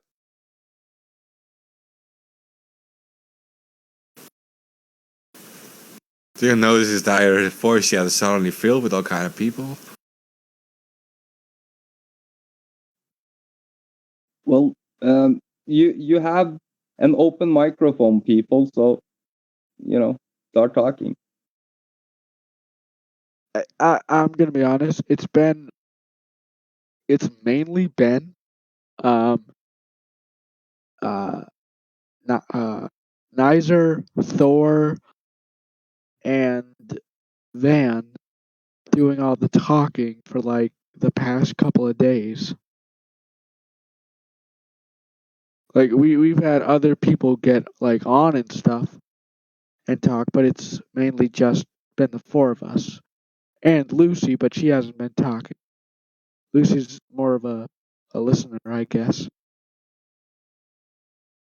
Yeah, I don't know why everybody's shy all of a sudden. We're just talking, and we're just talking to us, really. Yeah. We're in an echo chamber, if you didn't know, so don't worry about it. Just talk. Nobody's gonna judge you.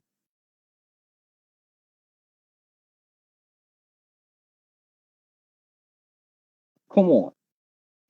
Seriously, come on. I'm dropping the link in I'm the kidding, similar but yeah. service. Well, Why it's aren't we good using to see off? that. Go ahead. Go ahead.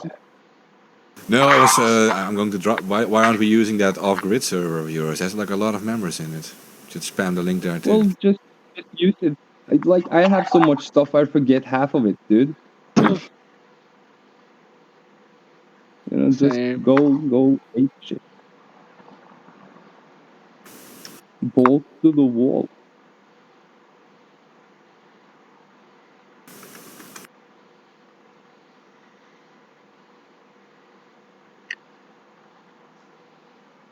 I'm pretty sure the off-grid page is seeing this now. It's one of the ones we're cross-streaming to. That's personally what got my interest involved in this. I don't understand why people don't communicate and cooperate more, regardless of what people are saying around them. But I mean, that's just me. I have my own different constitution. But I'd really like to see a world start moving in something positive progression to help heal the pain that humanity has already felt and make a better place for our children and grandchildren. I personally, I don't like to eat before I say a few words about the starving children somewhere. I don't know them. I'm not affected by them, but it's still part of my conscience. It's happening in this planet. And hopefully if more people raise their consciousness levels on not just their own plate, but other people's as well, we could start doing something about the lack of food and medicine going worldwide, how people are dying with things on other people's shelves, and how governments and media turn a blind eye to shipper containers full of children being sent who knows what for all kinds of horrible things. It's obvious enough that something needs to change. It's the how, why, where, when momentum that we really need. Yeah, amen to that.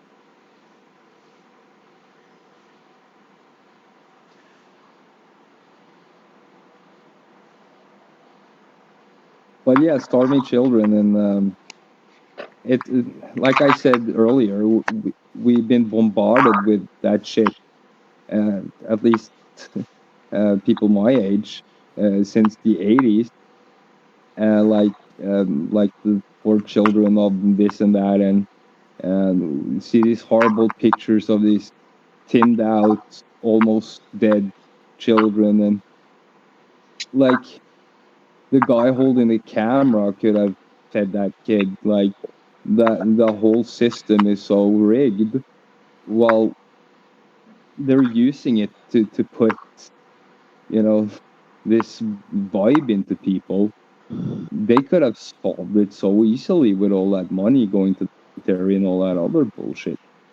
It's just a tiny, tiny little portion of the military budget could end world hunger.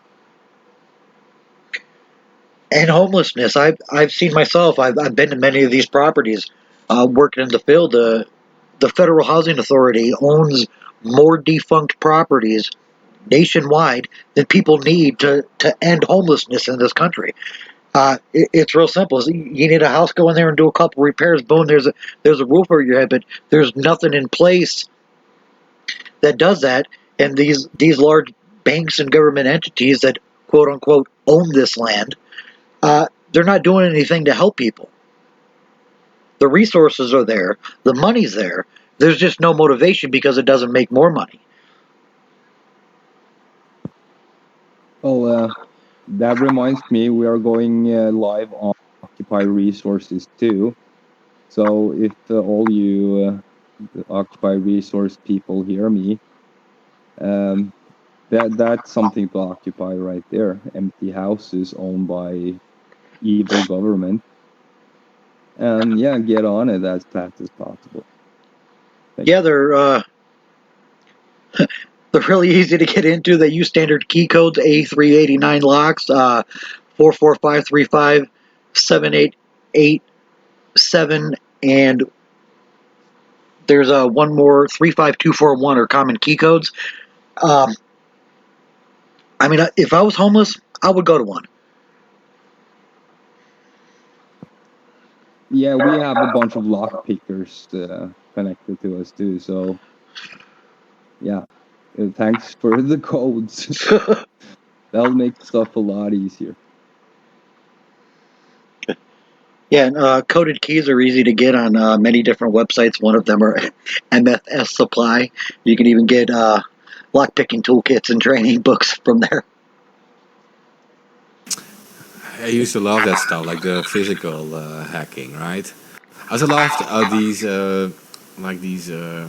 Coca-Cola machines and stuff on the street. Like you put like some certain code in, it would get like a free can of drinks. I remember we had like this old one, but this is I think I was Getting free credits on video games at the arcades. Mm-hmm. yeah, I think it was 16 or 17. We had in a town close to here. There was like this Coca-Cola machine, and you would press this combination, and it would give you 2 cans instead of 1. Free phone calls, paid phones. Yeah, there was a local car wash where I was growing up, and if you put a piece of fishing line through a quarter, yeah, you can dip it and press a slot, and it'll engage, and then just hit the return button, and it'll spit out however many quarters you just put in. there's lots of nifty tricks. A lot of them don't work anymore, but some of them still do.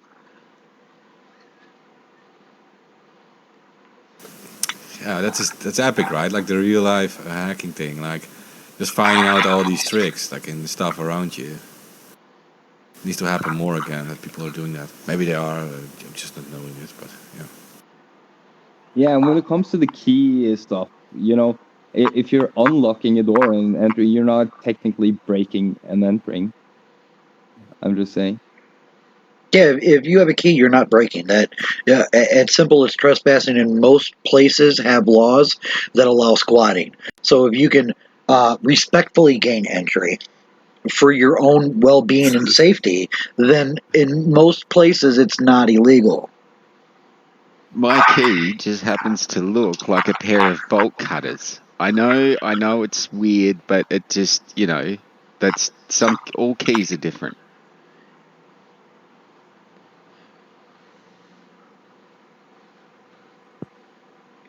Well, I'm thinking it's smaller than a bolt cutter, but okay.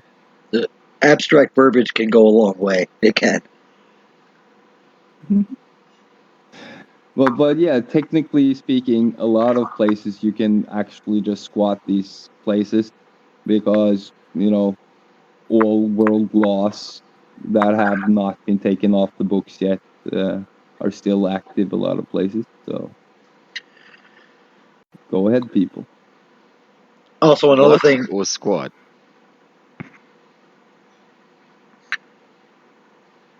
What was that, Van? SWAT or squat?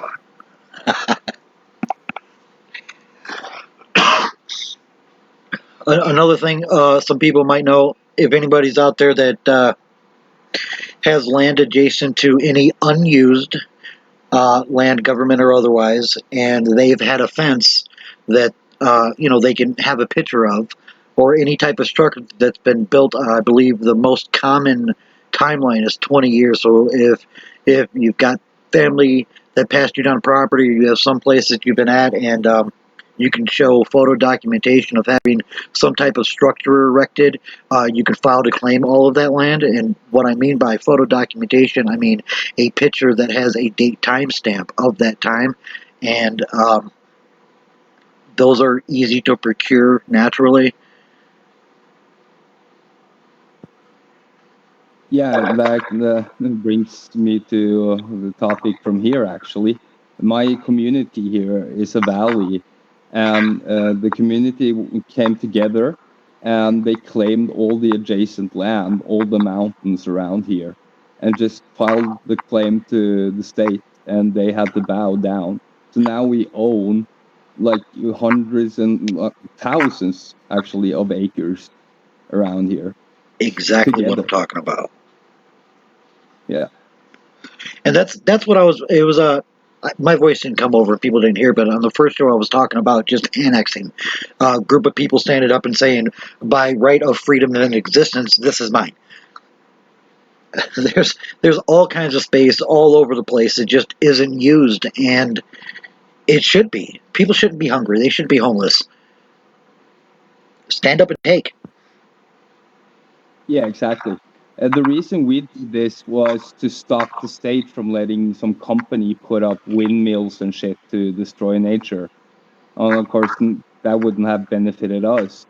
But now, technically, we put up our own windmill and supply ourselves.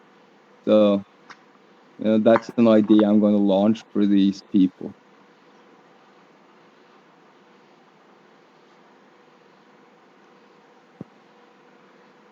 But yeah, everybody should do similar stuff. Even though my country is perhaps a bit more functional, um, most places have similar laws in place.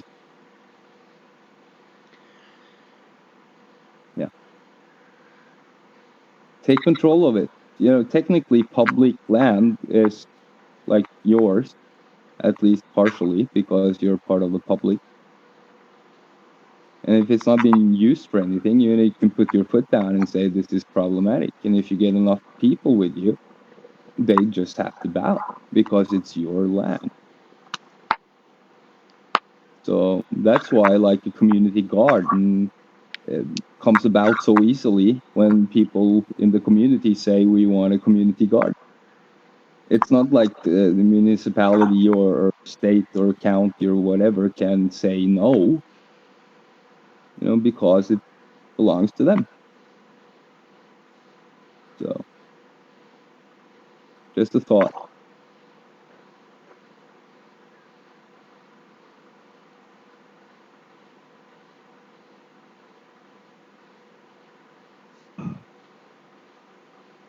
This has been going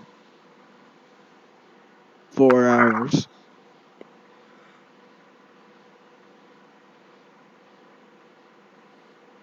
Well, I don't. If nobody has any more to say, Yeah,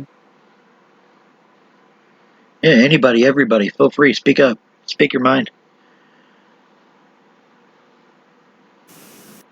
Yeah. Otherwise, you just try it again tomorrow or something.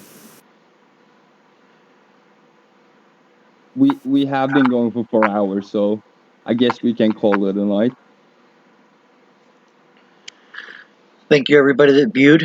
Thank you, everybody that listened. Hopefully, you learned something and you've gained some perspective. And know that there are people out there that want these good changes to come. You are not alone.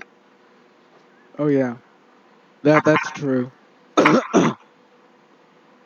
Thank you for tuning in, and please come join us.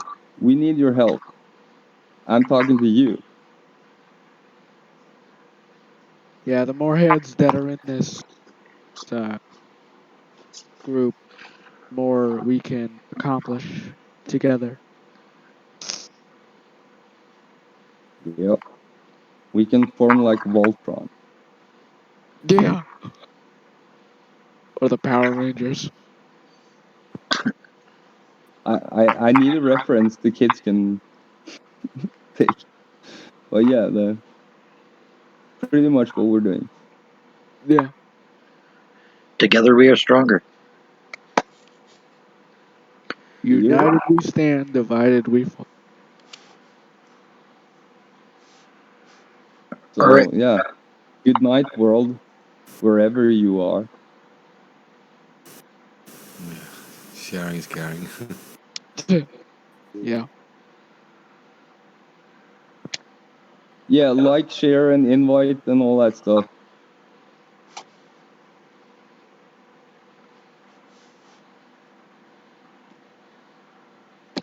All right. Thanks again, I'll and signing off, I guess.